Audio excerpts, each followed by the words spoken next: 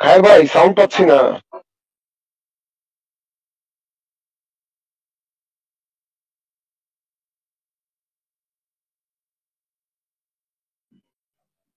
এখন সাউন্ড পাওয়া যাচ্ছে ভাই? এখন পাওয়া যাচ্ছে ভাই, এখন পাওয়া যাচ্ছে। থ্যাংক ইউ ভাই, থ্যাংক ইউ। মিউট করে রাখছিলাম, ঠিক আছে? আমরা এখন শুরু করতে পারি না, মন্ত্রী আমাকে আর 2টা মিনিট সময় চেয়েছে।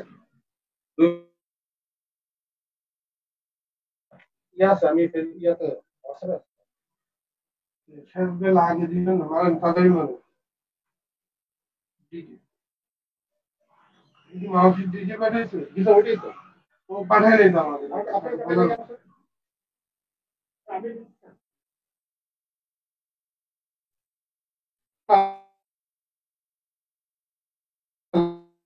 লিঙ্ক লিঙ্ক না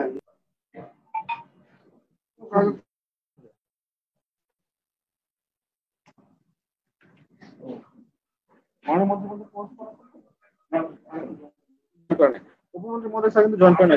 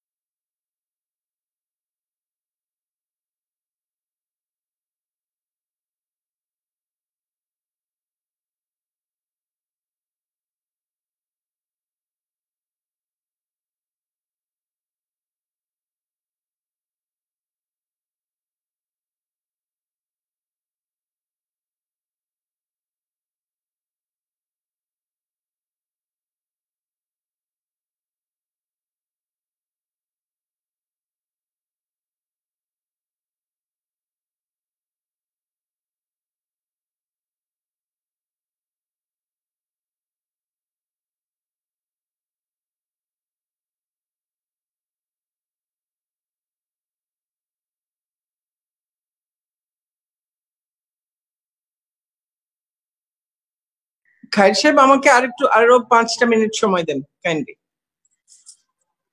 আচ্ছা ঠিক আছে স্যার।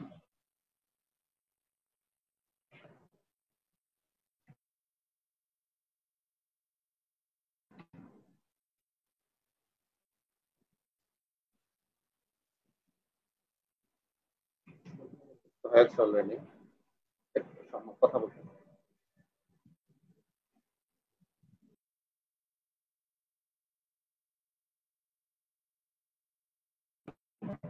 ঠিক আছে স্যার, জি স্যার। লাইভ লাইভ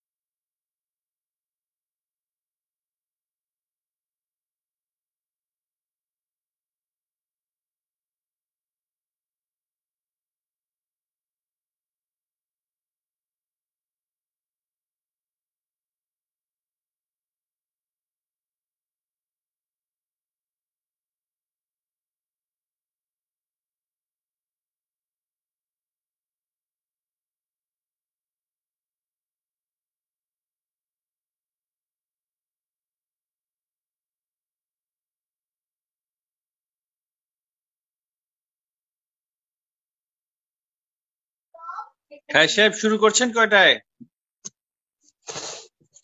স্যার আসসালামু আলাইকুম। মাননীয় মন্ত্রী মহোদয় যুক্ত হয়েছেন স্যার।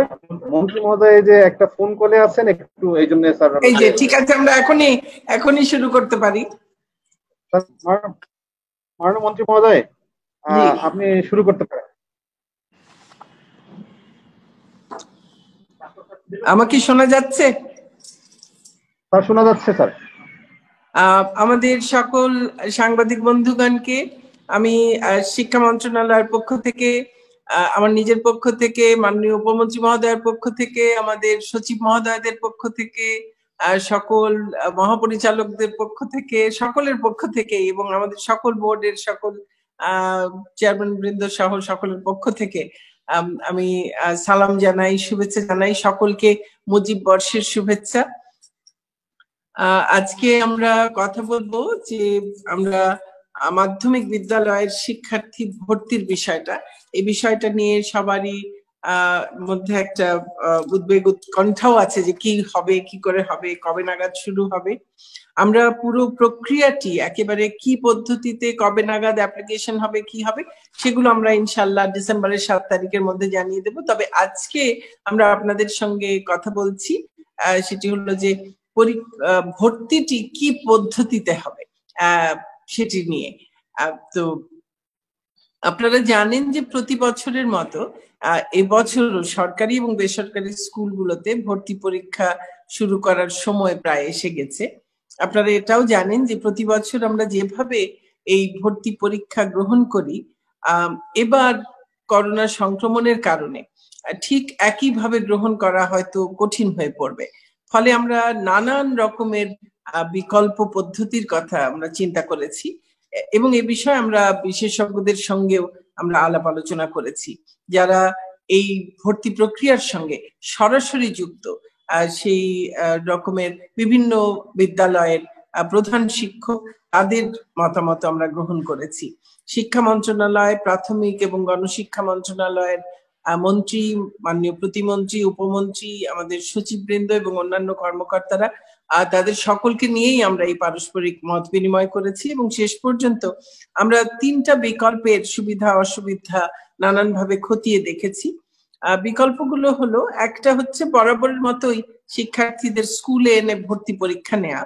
আপনারা জানেন যে করোনা সংক্রমণের দ্বিতীয় ঢেউ আমাদেরকে হয়তোবা শিগগিরই আঘাত করবে বলে অনেকেই আশঙ্কা করছেন এবং আমরা একদম এই শীত আসি করছে, এখনই দেখছি যে সংক্রমণের হারে বা মৃত্যুর হারে কিছুটা মনে হচ্ছে যেন একটা ঊর্ধ্বগতি। ইতোমধ্যে পৃথিবীর কিছু দেশ এই দ্বিতীয় ঢেউয়ের কারণে তাদের স্কুল বন্ধ করে দিয়েছে বা বন্ধ করে দেবার কথা ভাবছে। এরকম একটা পরিস্থিতিতে আমরা বরাবরের মতো শিক্ষার্থীদেরকে স্কুলে এনে তাদের ভর্তি পরীক্ষা নেওয়ার ঝুঁকিটা নিতে চাচ্ছি না। এমনকি একদিনের পরীক্ষা 3 দিনে নিলে বা এক কেন্দ্রের বদলে 2 বা ততোধিক কেন্দ্রে পরীক্ষা গ্রহণ করলেও স্বাস্থ্য ঝুঁকি কিন্তু এড়ানো যাবে না। আমরা বিশেষ করে বেশ কিছু স্কুলের ক্ষেত্রেই কিন্তু আমরা যখন প্রতি বছর এই ভর্তি পরীক্ষাটি হয়, বিভিন্ন পত্রপত্রিকায় বা ইলেকট্রনিক মিডিয়াতেও আমরা দেখি যে বলা হয় ভর্তি যুদ্ধ। তো সেই পরিস্থিতিটার কথা মাথায় রেখেই আমরা বলছি যে আমরা কিন্তু এমসিকিউ পদ্ধতির কথাও চিন্তা করেছি, কিন্তু তাতেও শিক্ষার্থীদের স্কুলে এনে পরীক্ষা নেওয়ার বিষয়টি আমাদের কাছে নিরাপদ মনে হয়নি। দ্বিতীয় বিকল্প হলো যে অনলাইনে ভর্তি পরীক্ষা। সন্দেহ নেই যে অনলাইনে ভর্তি পরীক্ষা নিলে সেটি শিক্ষার্থী এবং সংশ্লিষ্ট সবার জন্য হয়তো সবচেয়ে নিরাপদ হবে, কিন্তু আমরা জানি যে সব ভর্তিচ্ছু শিক্ষার্থীর অনলাইনে পরীক্ষা দেওয়ার সুযোগ নিশ্চিত করা কঠিন হবে। আর যদিও খুব নিরাপদ, কিন্তু এই পদ্ধতিতে পরীক্ষা গ্রহণ করাটা এই কারণে তেমন যুক্তিযুক্ত মনে হয়নি, কারণ অনেকেরই শুধুমাত্র যে অ্যাক্সেস অনেক সকলের নেই সেটি যেমন আছে, আবার বিভিন্ন সময়ে সংযোগের সমস্যা, সেগুলো নিয়েও কিন্তু অনেক সময় ভর্তিচ্ছুদের সমস্যা হয়ে যেতে পারে। আমরা সেই সমস্যা যেন না হয় সেই জন্য মনে করেছি যে এটি বোধহয় খুব যুক্তিযুক্ত হবে না। তৃতীয়টি হচ্ছে লটারির মাধ্যমে ভর্তি। আপনারা জানেন যে আমরা প্রতি বছর প্রথম শ্রেণীতে আমরা লটারির মাধ্যমে ভর্তি কার্যক্রম সম্পন্ন করতাম, কিন্তু এবার স্বাস্থ্য ঝুঁকি এড়াবার জন্য আমরা মনে করছি যে প্রতি শ্রেণীতেই লটারির মাধ্যমে ভর্তি প্রক্রিয়া সম্পন্ন করা যাবে এবং আমরা সে বিষয়ে সিদ্ধান্ত নিয়েছি। এতে আপাত দৃষ্টিতে যে বিষয়টিকে হয়তো অযৌক্তিক মনে হবে তা হলো যোগ্যতার চাইতে ভাগ্যকে গুরুত্ব দেয়া। ভাগ্যের উপর নির্ভর করতে হবে বলে এবার ভর্তির ক্ষেত্রে শিক্ষার্থীর যোগ্যতার বিষয়টি হয়তো অনেকেই ভাববেন যে অপ্রাসঙ্গিক হয়ে যাচ্ছে, কিন্তু একটু ভালো করে যদি লক্ষ্য করি আমরা তাহলে বোঝা যাবে যে প্রক্রিয়াটি যোগ্যতা ভিত্তিক না হয়ে ভাগ্য ভিত্তিক হলেও আমাদের বিদ্যালয়গুলোতে সর্বোপরি আমাদের শিক্ষা ব্যবস্থায় একটা বড় ইতিবাচক পরিবর্তনের সুযোগ তৈরি হবে। প্রচলিত ব্যবস্থায় কেবল একাডেমিক অর্থে সব মেধাবী শিক্ষার্থীরা গুটি কয়েক বিদ্যালয়ে কেন্দ্রীভূত হয়, ফলে বিদ্যালয়গুলোর মধ্যে এক ধরনের অসাম্য তৈরি হয়। প্রচলিত ভর্তি প্রক্রিয়া অব্যাহত থাকলে তা দূর করা ক্রমশ আরো কঠিন হয়ে উঠবে। আপনারা জানেন একটি দেশের গুণগত শিক্ষা অর্জনে এ ধরনের অসাম্য একটি বড় বাধা। শিক্ষাবিদরা বলেন যে একটি দেশের শিক্ষার গুণগত মান বাড়াতে হলে মিক্সড এবিলিটি ক্লাস বা প্রকারান্তরে মিক্সড এবিলিটি স্কুল থাকাটা অপরিহার্য। আশা করছি এবার এই করোনার সময় এক অর্থে বাধ্য হয়ে এই ভর্তি প্রক্রিয়ার ক্ষেত্রে আমরা যে লটারি পদ্ধতি বেছে নিচ্ছি তা কিছুটা হলেও বিদ্যালয়গুলোর মধ্যে সাম্য প্রতিষ্ঠায় সহায়ক হবে। ভর্তির নীতিমালায় আমরা আরেকটি ছোট পরিবর্তন আনছি, সেটি হচ্ছে ঢাকা মহানগরীতে ক্যাচমেন্ট এরিয়ার কোটা বাড়ানো। আগে ক্যাচমেন্ট এরিয়ার পরীক্ষার্থীরা শতকরা 40% কোটার সুবিধা পেত, এবার সেটা বেড়ে শতকরা 50% হবে। আপনারা জানেন শিক্ষায় উন্নত দেশগুলোতে একটি স্কুলের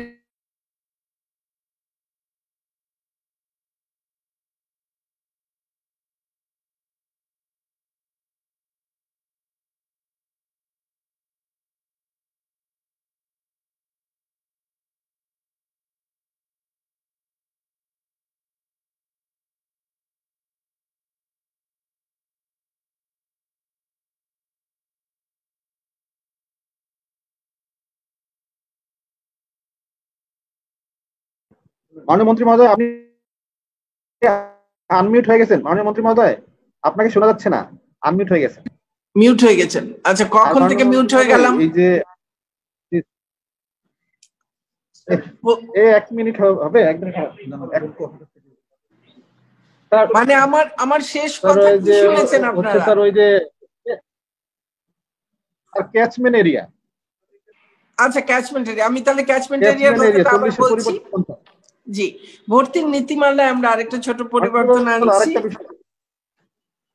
জি জি, মাননীয় আরেকটা বিষয় হচ্ছে ওই ক্যামেরাতে আপনার ফেসটা কেটে যাচ্ছে, একটু ফ্রেমিংটা একটু চেঞ্জ করতে হবে, লম্বা করে দেব। একটু ক্যামেরাতে টিভিতে পুরো এটা পাচ্ছে না আপনার।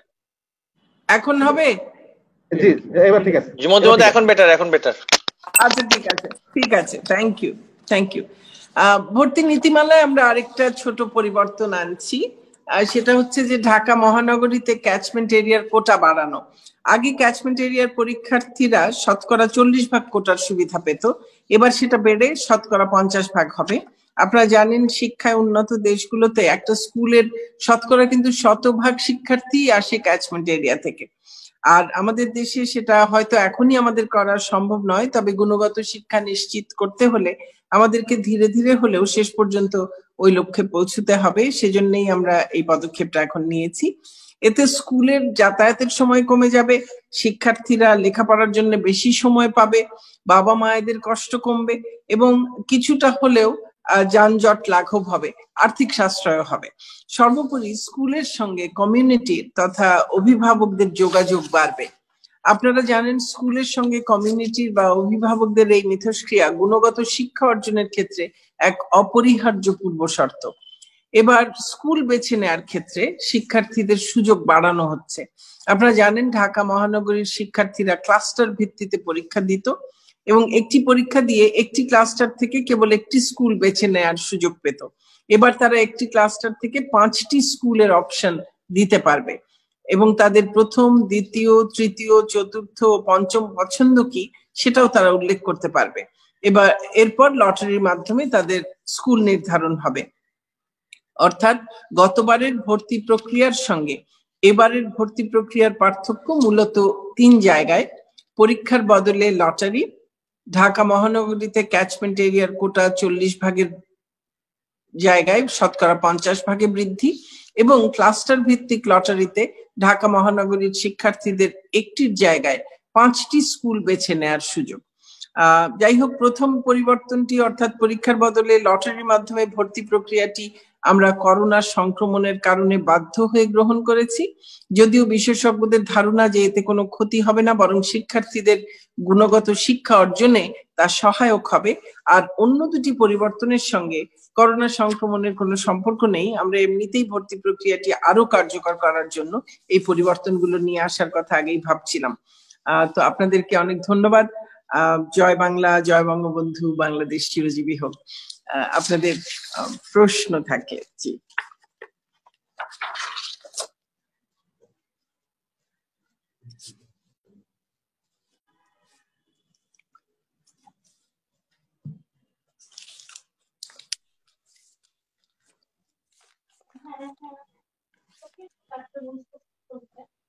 শুনতে পাচ্ছি না,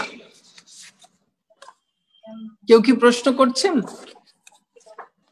ভাইয়ের শুনতে পাচ্ছেন? হ্যাঁ, আপনার কাছে আগে করবেন না কিভাবে কোন প্রশ্ন যদি যারা করতে চান তাহলে আপনি নাম নিতে পারেন, অথবা আপনি ওপেন করে করেন। এটা তারা কারা করতে চাচ্ছে?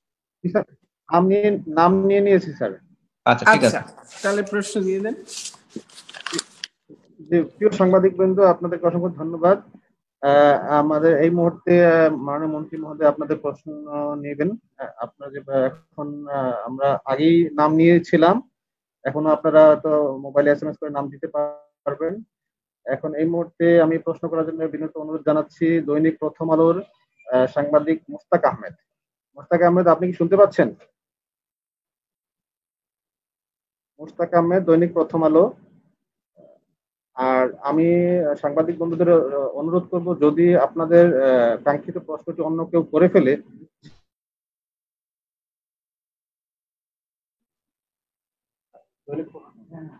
মুস্তাক আহমেদ শুনতে পাচ্ছেন? দৈনিক প্রথম আলো, আনমিউট করে প্রশ্ন করুন আপনার, প্লিজ। না, শুনছি খায়ের ভাই। জি, আপনি প্রশ্নটি করুন আপনার। জি না, মাননীয় মন্ত্রী, আপনাকে ধন্যবাদ যে এই উদ্বেগ উৎকণ্ঠার মধ্যে আপনি একটি সিদ্ধান্ত জানালেন।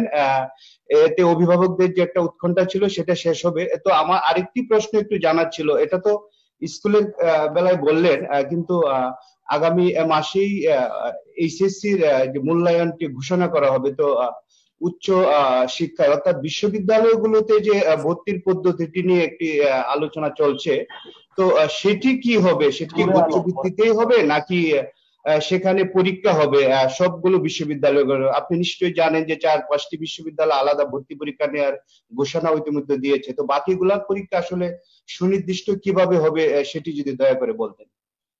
সেটি নিয়েও আপনাদের সামনে আজকে যেমন এসছি, আবার বিশ্ববিদ্যালয় ভর্তি পরীক্ষা নিয়েও খুব শিগগিরই আবার আপনাদের সামনে আসব, এবং সেখানে বিস্তারিত কি পদ্ধতিতে হবে সারা দেশে ভর্তি সেটির ব্যাপারে আপনাদেরকে জানাবো ইনশাআল্লাহ। Thank you so much.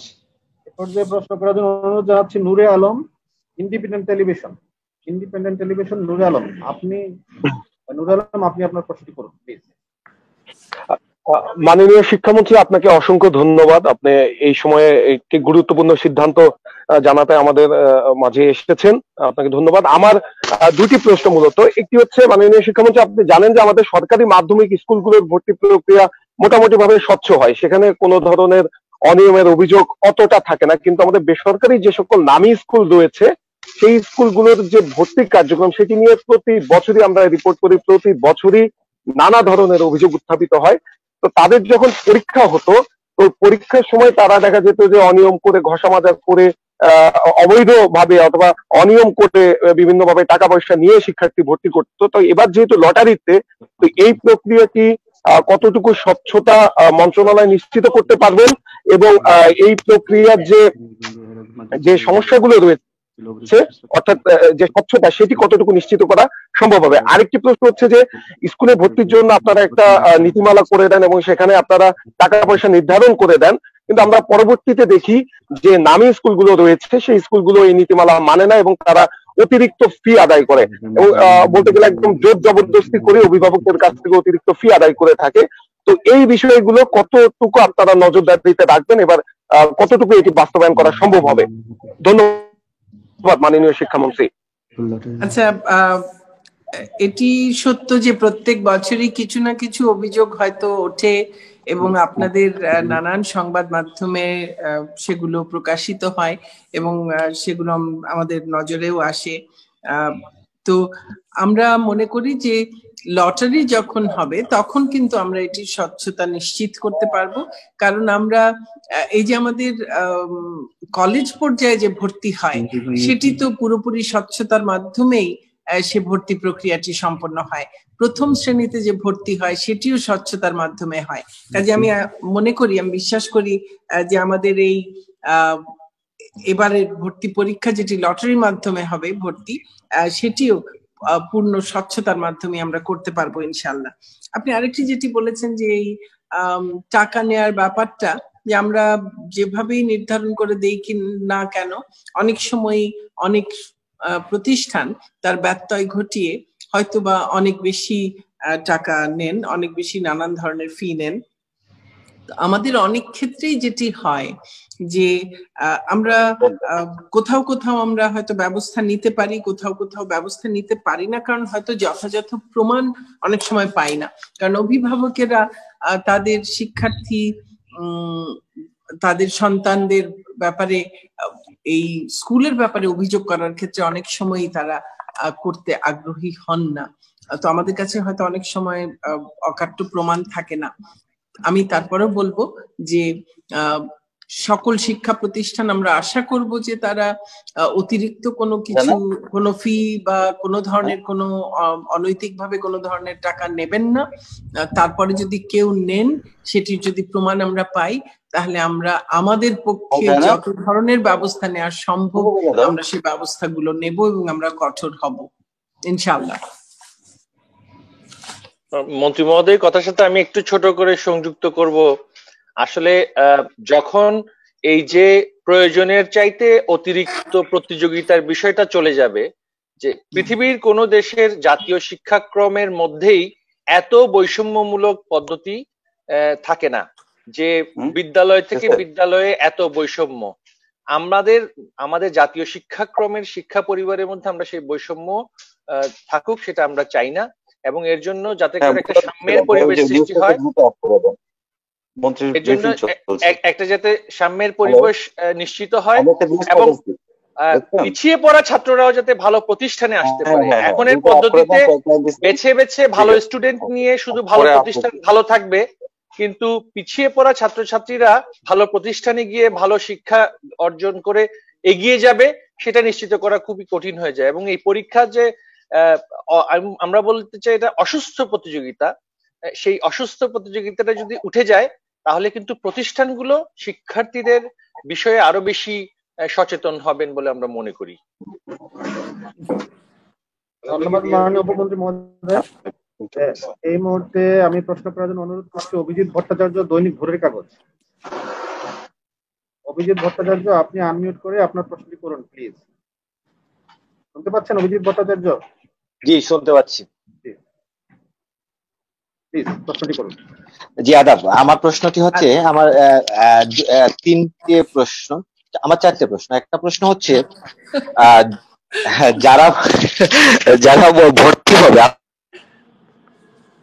অষ্টম শ্রেণী শেষ করে যারা নবম শ্রেণীতে ভর্তি হবে তারা আসলে কোন ইয়েটা পাবে? তারা সার্টিফিকেটটা কি স্কুল থেকে দেবে না শিক্ষা বোর্ড থেকে দেওয়া হবে? এটা আপনাদের কোন মানে যেটা পরিকল্পনা ছিল সেই কাজটা কি করা শেষ হয়েছে কিনা? তারা ভর্তিতে কোন সার্টিফিকেট, কোথা থেকে সার্টিফিকেটটা পাবে? এটা বুঝতে পারলাম না। অষ্টম শ্রেণীতে জেএসসি পরীক্ষা হয়, তো এইবার জেএসসি পরীক্ষা হয়নি, তো সেই ক্ষেত্রে তাদের যে সনদটা দেওয়া হবে সেটা কে দেবে? শিক্ষা বোর্ড দেবে না স্কুল দেবে? এবং এইটা নিয়েই তো নবম শ্রেণীতে গিয়ে ভর্তি হতে যাবে। এক নাম্বার। 2 নাম্বার হচ্ছে সবকটা শ্রেণীতে ভর্তি ফি এটা কি কমবে না বাড়ছে না গত বছরের মতোই থাকছে? এই গেল 2টা ভর্তি নিয়ে। আর স্কুল বন্ধ তো 19 তারিখ পর্যন্ত, আমরা ধারণা করছি এটা আরো বাড়তে পারে। তো সেই ক্ষেত্রে 1 জানুয়ারি যে বই দেওয়া হয় সেটা এবার কিভাবে শিক্ষার্থীদের হাতে পৌঁছে দেওয়া হবে? আচ্ছা, আমার সর্বশেষ যে প্রশ্নটা সেটা হচ্ছে যে উচ্চ মাধ্যমিকের ফলাফল দেওয়ার জন্য কিভাবে দেওয়া হবে বা কিভাবে মূল্যায়নটা করা হবে সেটার জন্য একটি কমিটি করা হয়েছিল। সেই কমিটি আপনার কাছে প্রতিবেদনটা দিয়েছে কিনা? যদি দিয়ে থাকে তাহলে এটার সারমর্মটা কি বলা যাবে কিনা? এই আমার 4টে প্রশ্ন। ধন্যবাদ। আচ্ছা, আমি একটুখানি একটা হচ্ছে আপনার 8ম শ্রেণী থেকে 9ম শ্রেণীতে যেহেতু এবার সবাই উঠছে, কিন্তু এই সার্টিফিকেটটা তো বোর্ড যেভাবে দেয় সেভাবে বোর্ডই দেবে। আর যেহেতু লটারি হচ্ছে কাজেই সেটার উপরে এটা খুব নির্ভর করবে না, যে সমস্যা হবে না। জি, আর ফি বাড়বে কিনা এই সমস্ত বিষয়গুলোই আমরা আশা করছি এবার ফি না বাড়ানোরই বিষয়টা থাকবে।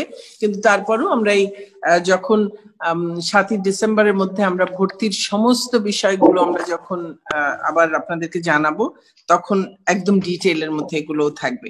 3 নম্বর হচ্ছে আপনি বোধহয় উচ্চ মাধ্যমিকের রেজাল্টের বিষয়টা কি 3 নম্বরে বলেছেন? হ্যাঁ, ওই রকমই। ওটা শেষ ছিল। আর 3 নাম্বারটা ছিল যে 1 জানুয়ারিতে বইটা কিভাবে। আচ্ছা, বইয়েরটা, সরি, হ্যাঁ, 1 জানুয়ারিতে বইয়ের সেটা হলো যে আমাদের বই উৎসবটা মাননীয় প্রধানমন্ত্রী যেমন 1 জানুয়ারি উদ্বোধন করে দেন, এবারও ইনশাল্লাহ আমরা আশা করছি তিনি 1 জানুয়ারি উদ্বোধন করবেন। এখন আমরা এই যে ভর্তি পরীক্ষার এই বিষয়টি থাকছে লটারির, এটি আমরা আশা করছি যে আমরা 10ই জানুয়ারির মধ্যে এটি সম্পন্ন করতে পারবো। কোনটা 10ই জানুয়ারির মধ্যে কোনটা সম্পন্ন করতে পারবেন? এই লটারির প্রক্রিয়াটি। লটারির প্রক্রিয়াটি হয়তো 10 থেকে 15ই জানুয়ারি খুব বেশি হলে এর মধ্যে সম্পন্ন করতে পারবো। আর তারপরে গিয়ে আমরা বইগুলো সকল স্কুলে কিন্তু আমাদের 1 জানুয়ারির মধ্যে আমাদের বই পৌঁছে যাবে এবং আমরা বলে দেব কি পদ্ধতিতে স্কুলগুলো এই তাদের শিক্ষার্থীদের মাঝে এই বইগুলো বিতরণ করবেন। কারণ কোনোভাবেই এই যে 1 জানুয়ারি আমরা যেভাবে উৎসব করতাম, এটি তো একটি আমাদের জাতীয় জীবনেই একটা খুব বড় জিনিস দাঁড়িয়ে গেছিল, একটা বড় উৎসব দাঁড়িয়ে গেছিল। এবার তো আসলে করোনার কারণেই আমরা সেই আনন্দ উৎসব থেকে আমাদের সকল শিক্ষার্থী বঞ্চিত হবে, আমরা বঞ্চিত হব। কাজেই কোনো সমাবেশ করে নয়, কিভাবে একেবারে সকল শিক্ষার্থী এই বইগুলো পাবেন সেগুলোর একেবারে সুস্পষ্ট নির্দেশনা আমরা সকল স্কুলগুলোর কাছে দিয়ে দেব। আর ইন্টারমিডিয়েটের রেজাল্টের ব্যাপারে, আমাদের এইচএসসির রেজাল্টের ব্যাপারে আমাদের যে বিশেষজ্ঞ কমিটি তারা বসে সিদ্ধান্ত নিয়ে তারা আমাদেরকে জানিয়ে দিয়েছেন, আমরা সেই ব্যাপারে আমাদের সকল সিদ্ধান্ত দিয়ে দিয়েছি। এটি আমি শুধুমাত্র এই মুহূর্তে এটা আপনাদেরকে বলতে পারি যে আমরা যেভাবে সিদ্ধান্তটা নিয়েছি যে আমাদের এসএসসি এবং জেএসসির রেজাল্ট নিয়েই আমরা যেভাবে বলেছিলাম যে আমরা এইচএসসি রেজাল্টটা দেব সেভাবেই হবে। তবে এসএসসিটা স্বাভাবিক, জেএসসি যেভাবে দেওয়া হয় এসএসসি তো তার থেকেও অনেক বেশি সিরিয়াস হয়ে সকলে দেয় পরীক্ষা, তাই না? আর এসএসসিটাই এইচএসসির সবচেয়ে কাছাকাছি, কাজেই এসএসসির রেজাল্টের উপরে আমরা জোরটা একটু বেশি দেব, ওয়েটটা একটু বেশি দেব এবং এসএসসি তে হয়তো একটা বেশি ওজন দিয়ে এবং সেটা 75% জেএসসির 25% সেরকম করে নিয়ে আমরা দেব। এবং এর মধ্যে একটা আবার কোন সাবজেক্টের সঙ্গে কোন সাবজেক্ট, কারণ হচ্ছে আমাদের এইচএসসির প্রত্যেক বিষয় তারা কিন্তু একটা মার্কশিটও পাবেন এবং তাদের এই ধরুন বাংলার সঙ্গে বাংলা, জেএসসির বাংলা, এসএসসির বাংলা, সেই মিলিয়ে এইচএসসির বাংলা হলো, কিন্তু সব সাবজেক্টে তো এরকম একদম করেসপন্ডিং সাবজেক্ট পুরো পাওয়া যাবে না। সেই বিষয়েও বিশেষজ্ঞরা কোন কোন সাবজেক্টে ক্লাস্টার করে এখানকার কোন সাবজেক্টের সঙ্গে সমান ধরবেন সেই বিষয়েও তারা একদম বিস্তারিত মতামত দিয়েছেন। এটিকে ওয়ার্কআউট করা হয়েছে, সেটি আমরা আপনাদের কাছে আমরা যখন রেজাল্টটি দেব তার সেই সময় আমরা একেবারে কিভাবে আমরা এই হিসাব নিকাশটি করেছি তা পুরোটা আপনাদের কাছে আমরা দিয়ে দেবো ইনশাআল্লাহ। তাহলে কি আমরা বলতে পারি যে আপনাদের শিক্ষা কার্যক্রম মানে স্কুলে হাজির হয়ে যে সশরীরে যে শিক্ষা কার্যক্রম সেটা 2021-এর জানুয়ারি থেকে বা জানুয়ারির মধ্যভাগ থেকে বা জানুয়ারির শুরু থেকে আপনাদের করার পরিকল্পনা আছে যদি করোনার প্রকোপ বৃদ্ধি না পায়, এরকম কি আপনাদের সিদ্ধান্তটা? এক আর 2 নাম্বার হচ্ছে যে ডিসেম্বরের কি শেষ সপ্তাহে ফলাফলটা দিয়ে দিবেন? আমরা এইচএসসি রেজাল্ট ইনশাআল্লাহ ডিসেম্বরের মধ্যেই আমরা দিয়ে দেব। হ্যাঁ, আর আমাদের যে স্কুলগুলো ক্লাস কবে শুরু হবে সেই বিষয়টা তো এখনো এই পুরোপুরি করোনা পরিস্থিতির উপর নির্ভর করছে। কাজেই আমরা যেহেতু এখন সবাই আশঙ্কা করছেন যে শীতের সময়টা বাড়বে, আমাদের শীতটা কিন্তু সবচেয়ে বেশি থাকে এই ডিসেম্বরের হয়তো মাঝামাঝি থেকে জানুয়ারির মাঝামাঝি পর্যন্ত, এই সময়টাই সবচেয়ে বেশি থাকে। তো আমরা মনে করছি যে যদি এই সবচেয়ে বেশি শীতের সময়টা যদি আমরা করতে নাও পারি, তার পর হয়তো আমরা যদি তখন কমে যায় আমরা খুলতে পারবো। এটা পুরোপুরি আসলে নির্ভর করবে যে আমরা তো কেউই, আপনি আমি, আমরা কেউই আসলে তো এখন এটি আগাম বলার আমাদের কোনো সুযোগ নেই। তো সেই কারণে আমরা সমস্ত অবস্থা পর্যবেক্ষণ করছি, আমরা আমাদের সব প্রস্তুতি রাখছি। যখনই আমাদের এই ক্লাস খোলার মতো অবস্থা হবে তখন আমরা খুলবো। তবে যখন খুলবো তখনও কিন্তু গোড়া থেকে অন্তত আমাদের বেশ কিছুদিন পর্যন্ত আমাদের এই পুরোপুরি স্বাস্থ্যবিধি মেনে কিভাবে ক্লাস নেওয়া যাবে সেটা, সেই ব্যবস্থাটা নিয়েই আমাদের করতে হবে। এবং সেক্ষেত্রে হয়তো বা প্রতিদিন সব ক্লাস আসতে পারবে গোড়ায় তেমন হয়তো করা যাবে না, সপ্তাহে কয়েকদিন করে হয়তো ক্লাস করা যাবে এবং একই সঙ্গে তাদের অনলাইনে ক্লাসগুলো চলবে। এই মিশ্র পদ্ধতি আমাদেরকে অনুসরণ করতে হবে অন্তত বেশ কিছুদিন। আমরা হয়তো যারা এসএসসি দেবে এবং এইচএসসি দেবে তাদেরকে আমরা হয়তো সপ্তাহের একদিন ছুটি ছাড়া বাকি 6 দিনই আমরা হয়তো স্কুলে নিয়ে আসবো, কলেজে নিয়ে আসবো, কিন্তু বাকিদের ক্ষেত্রে আমরা হয়তো ফেজ করে করে তাদেরকে করাবো। আমাদের চিন্তা ভাবনাটা এখন মোটামুটি এরকম এবং এটি আমাদের তাদের স্বাস্থ্য ঝুঁকির বিষয়টি মাথায় রেখেই এ ধরনের চিন্তা ভাবনা করতে হচ্ছে। ধন্যবাদ, অনেক ধন্যবাদ মাননীয় মন্ত্রী মহোদয়। এই মুহূর্তে আমি প্রশ্ন করার জন্য অনুরোধ করছি জুবাইর আল মাহমুদ, নিউজ 24। জুবাইর আল মাহমুদ, নিউজ 24, আপনি আনমিউট করে আপনার প্রশ্নটি করুন প্লিজ।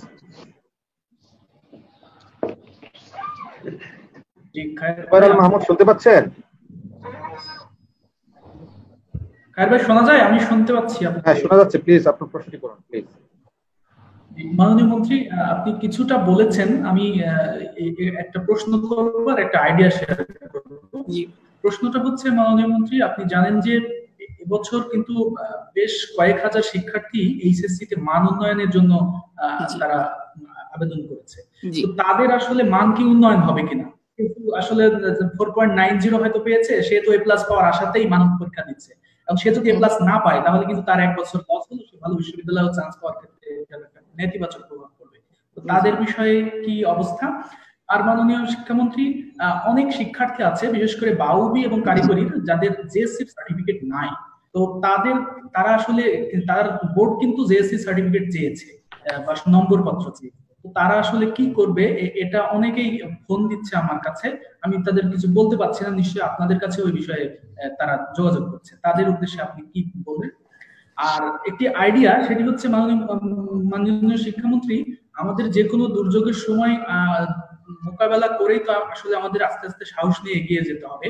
তো সেই দিক থেকে করোনা ঝুঁকি এখন আছে কিন্তু আগামীতে থাকবে না, এটা আমাদের প্রত্যাশা। তারপরেও আমি একটি এসএসসি পরীক্ষা আসলে এর মধ্যেও নেওয়া কিভাবে যায় এটা একটা ছোট্ট 30 সেকেন্ড আইডিয়া শেয়ার করি। সেটি হচ্ছে আমরা সাধারণত জানি যে 20 লাখ শিক্ষার্থী বাংলাদেশে প্রতি বছর পরীক্ষা দেয় এসএসসি।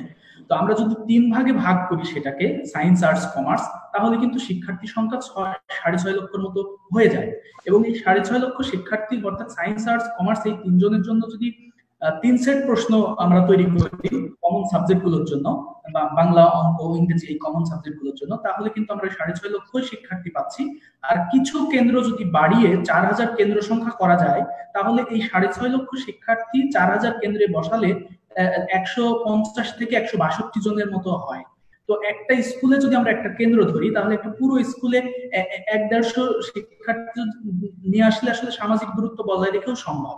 এবং একইভাবে আমরা যদি এসএসসি পরীক্ষাটা কিছু 2 মাস 2.5 মাস পিছিয়ে দিয়ে এপ্রিল মের দিকে শুরু করি এবং এই আগামী 4 মাসের জন্য শিক্ষার্থীদের জন্য একটা ছোট্ট সিলেবাস যদি আপনারা করে দেন, তাহলে কিন্তু শিক্ষার্থীরা আসলে যে ক্ষতি, এই ক্ষতিটা পুষিয়ে নেওয়ারও সময় পেল, আবার সামাজিক দূরত্ব রেখে কিন্তু পরীক্ষা দেওয়াও সম্ভব।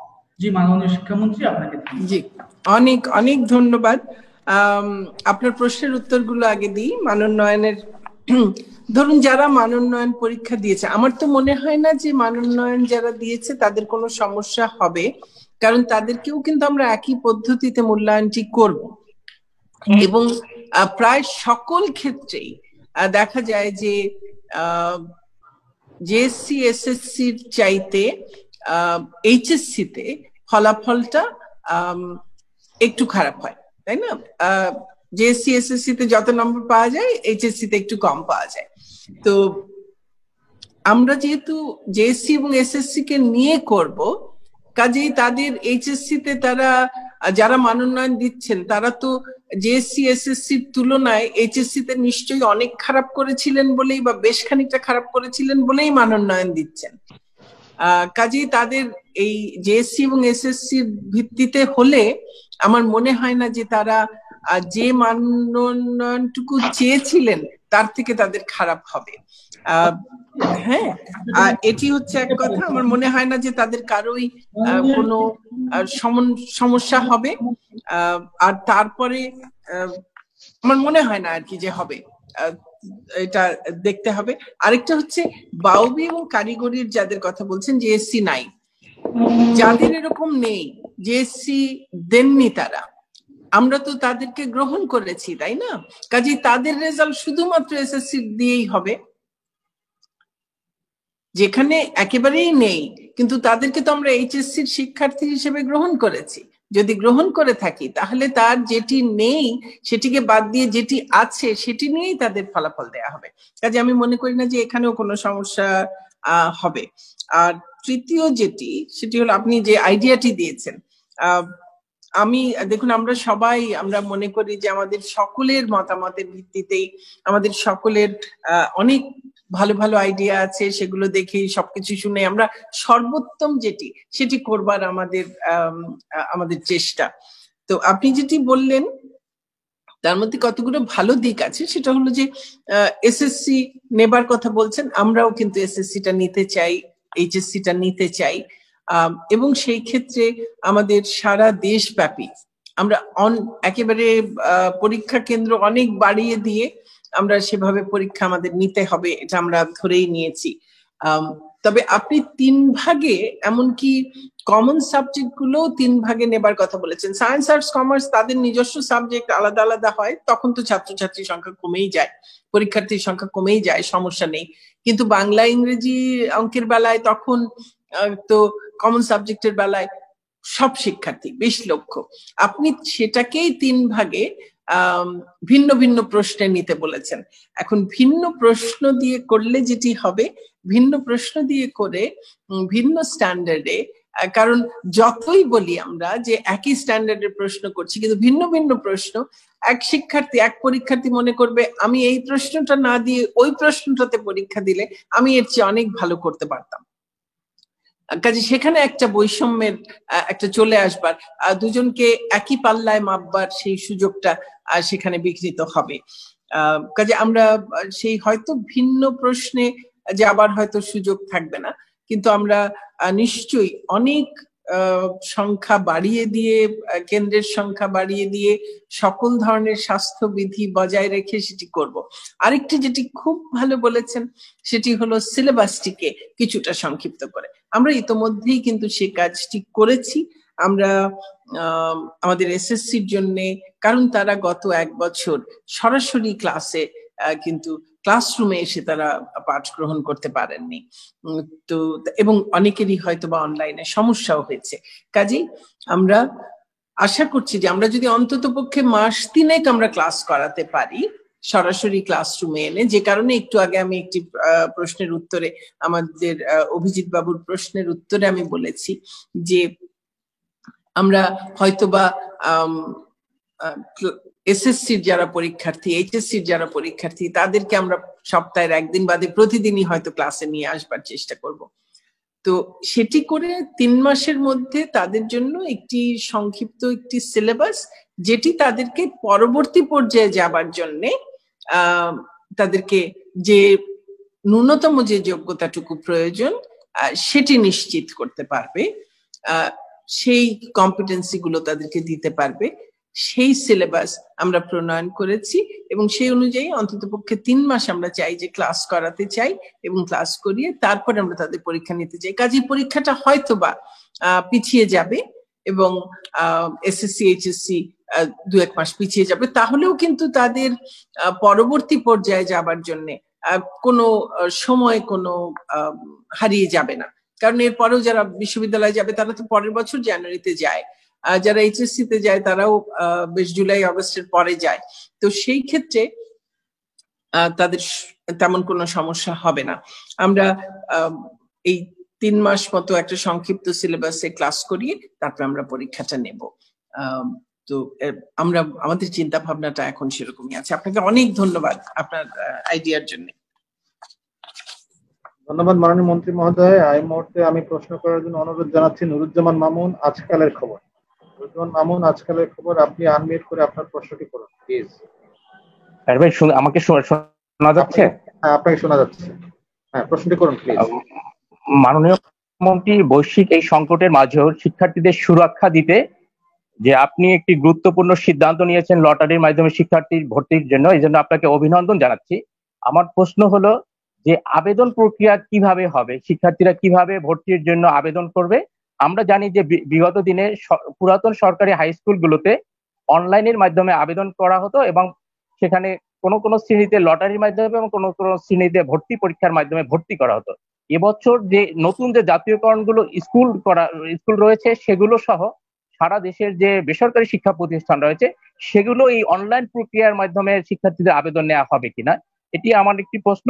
আরেকটি প্রশ্ন হলো যে চলতি শিক্ষাবর্ষ শেষ হয়ে গিয়েছে, এখন পর্যন্ত 6ষ্ঠ শ্রেণী এবং একাদশ ও দ্বাদশ শ্রেণীর যে সমস্ত অসচ্ছল শিক্ষার্থী রয়েছে তাদের যে উপবৃত্তি দেওয়া হয় সেই উপবৃত্তির টাকা এখন পর্যন্ত বিতরণ করা হয়নি। এটি কবে নাগাদ বিতরণ করা হবে মাননীয় মন্ত্রী যদি আপনি বলতেন। ধন্যবাদ। আবেদন প্রক্রিয়াটি এটি অনলাইনেই আসলে হতে হবে, কারণ আমরা তো জনসমাবেশ যেন না হয়, পুরো চেষ্টাটি হচ্ছে যেন রোগ সংক্রমণ না বাড়ে, তো সেই কারণে অনলাইনেই এটি হতে হবে। আমরা একদম বিস্তারিত কি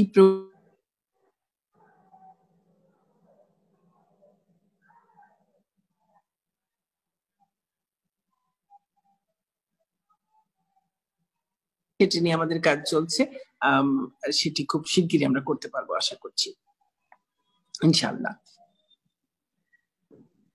ধন্যবাদ মাননীয় মন্ত্রী মহোদয়। এই মুহূর্তে আমি প্রশ্ন করার জন্য অনুরোধ করছি নাজিউর রহমান, দৈনিক ভোরের ডাক পত্রিকা।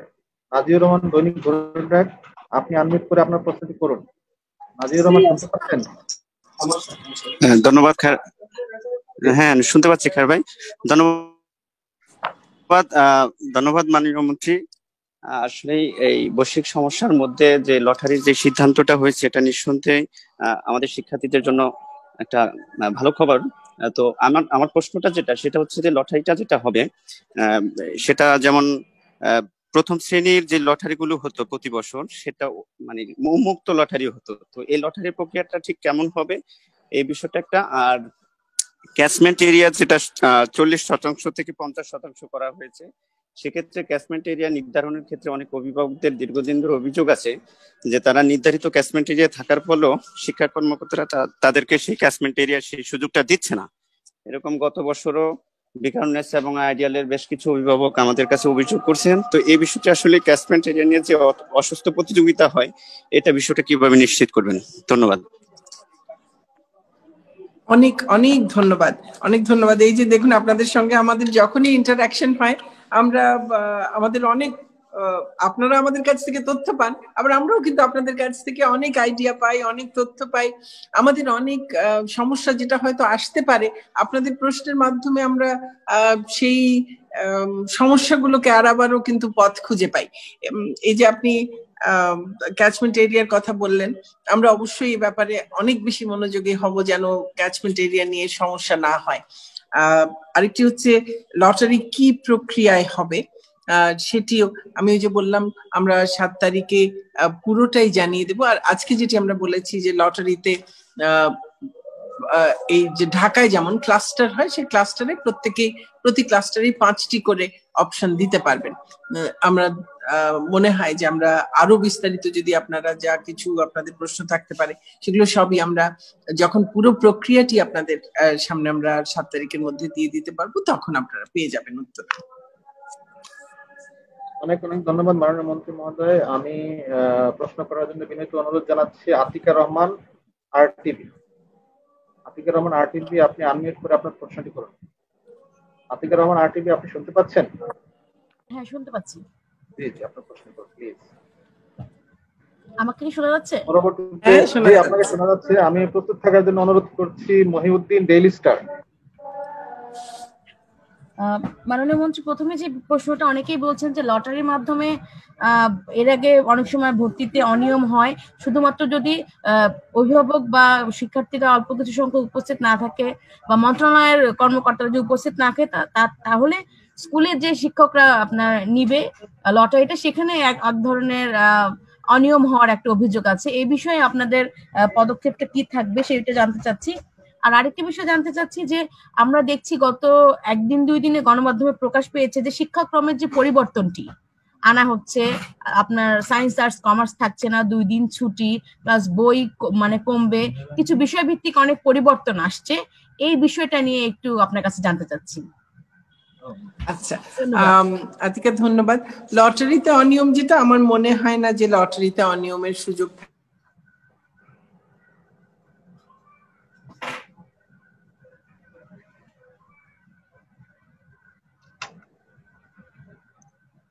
হয়তো কোনো কথা থাকতে পারে, যেটা আমরা অবশ্যই এবার আরো অনেক বেশি ভালোভাবে দেখব। কিন্তু এছাড়া লটারির প্রক্রিয়া নিয়ে সমস্যা থাকবার কারণ নেই, আমরা আশা করছি একবারেই থাকবে না। আর শিক্ষাক্রমে যে পরিবর্তনটি আসছে, সেই পরিবর্তনগুলো কিন্তু আমরা এই 2021 সাল থেকে সেই পরিবর্তনটি আসছে না, সেই পরিবর্তনগুলো আসবে, শুরু হবে 2022 সাল থেকে, এবং ধাপে ধাপে অনেকগুলো পরিবর্তন আসবে। তো এই পরিবর্তনের মধ্যে আমরা কি চাইছি, আমাদের শিক্ষার যে মূল উদ্দেশ্য, লক্ষ্য, তার সঙ্গে মানে সঙ্গতি রেখে, আমরা সামঞ্জস্য রেখে আমরা এটি করবার চেষ্টা করছি। ইতোমধ্যে 2 সপ্তাহের জন্য আমাদের এই প্রস্তাবিত শিক্ষাক্রমটি অনলাইনে সবার জন্য উন্মুক্ত ছিল, মতামত দেবার জন্য সবাই মতামত দিয়েছেন। আমরা সেগুলোকে নিয়ে এটিকে ফাইনাল করে তারপরে আমরা একেবারে এই শিক্ষাক্রমের যে রূপরেখা, তার অনুযায়ী এখন এরপরে আমরা প্রত্যেক সাবজেক্টের সেই টেক্সট নির্ধারণ থেকে শুরু করে বাকি কাজটি আমাদের সারা আগামী বছর জুড়ে, এই 2021 সালের একেবারে গোড়া থেকে এই ডিসেম্বরে কাজ, বাকি যেটুকুই আমরা মতামতের ভিত্তিতে যা পেলাম সেটা নিয়ে কাজটি শেষ হবে। আর একেবারে জানুয়ারির গোড়া থেকে আমরা এই পুরো শিক্ষাক্রম সেটিকে বাস্তবায়ন করবার জন্য, এটির যা আমাদের পুস্তক প্রণয়ন থেকে শুরু করে আমাদের শিক্ষক প্রশিক্ষণ, সমস্ত কিছুর কাজ আমরা পুরো 2021 সাল জুড়ে আমরা করব। এটা একটা বিরাট তালিকা, সেই কাজটি একটা বিরাট কর্মযজ্ঞ, সেটি আমাদের হাতে নিতে হবে এবং এই জন্য সমস্ত পরিকল্পনা করা হয়েছে। আর খুব শিগগিরই এই শিক্ষা পাঠক্রমের যে রূপরেখাটি, সেটি আমরা আমাদের যে চূড়ান্তকরণ, সেটি আমাদের যে চূড়ান্তকরণের যে কমিটি আছে, এবং যেহেতু আগে কিন্তু প্রাথমিক আর মাধ্যমিক সেটি আলাদা আলাদা হতো, কিন্তু আমরা যেহেতু এই একেবারে প্রাথমিক থেকে নিয়ে আমাদের একেবারে টারশিয়ারি শিক্ষা পর্যন্ত, বিশ্ববিদ্যালয়ের শিক্ষা পর্যন্ত পুরো জিনিসটিকে ধারাবাহিকতা বজায় রাখা, একই সুতোয় গাঁথা, সেটির জন্য চেষ্টা করছি। সে কারণে এবার কিন্তু এই পাঠক্রমেও এই ধারাবাহিকতা পুরো থাকবে, এবং সে কারণেই এই চূড়ান্তকরণ প্রক্রিয়াটিও আমরা আমাদের দুই মন্ত্রণালয়, শিক্ষা মন্ত্রণালয় এবং প্রাথমিক ও গণশিক্ষা মন্ত্রণালয়, আমরা একযোগে বসেই এটি চূড়ান্তকরণ করব। এবং আপনারা হয়তো জানেন যে আমরা ইতিমধ্যেও এই পাঠক্রম নিয়ে যতবার বসেছি, আমরা কিন্তু উভয় মন্ত্রণালয়ের আমরা মন্ত্রী, প্রতিমন্ত্রী, উপমন্ত্রী সবাই সহ আমাদের সকল তিনজন সচিব সহ আমরা সবাইকে নিয়েই আমরা বসেছি। কাজে এটি একটি সমন্বিত প্রক্রিয়ার মধ্য দিয়ে হচ্ছে। আমরা আশা করছি যে এটি আমাদের পুরো শিক্ষা ব্যবস্থায় একটা আমূল পরিবর্তন যেমন নিয়ে আসবে, তেমনি এর একটা সুদূর প্রসারী একটা ইতিবাচক প্রভাব আমাদের জাতি গঠনেও পড়বে ইনশাআল্লাহ। ধন্যবাদ। খায়ের ভাই, আমি একটা প্রশ্ন করতে যাচ্ছিলাম। মামুন, বুরাদ হোসেন, আমি জাগো নিউজে আছি। বলেন প্লিজ। আসসালামু আলাইকুম ভাই, একটা এতক্ষণ পর্যন্ত রেকর্ড একটা অফ করে আবার শুরু করব।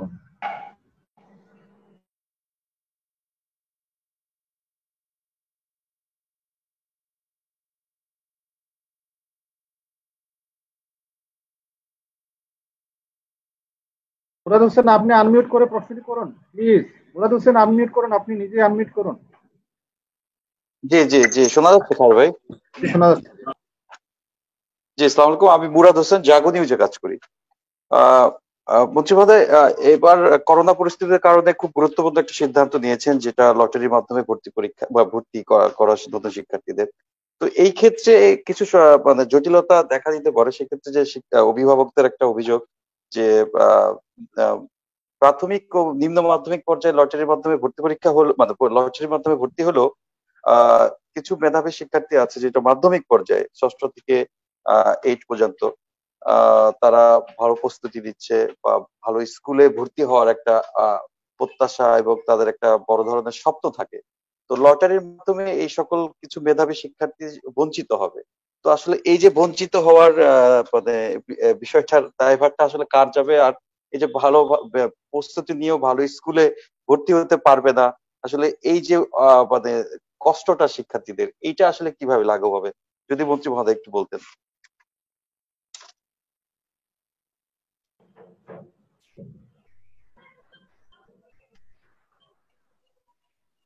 মাননীয় মন্ত্রী মহোদয়, আপনি মানে মিউট হয়ে গেছেন।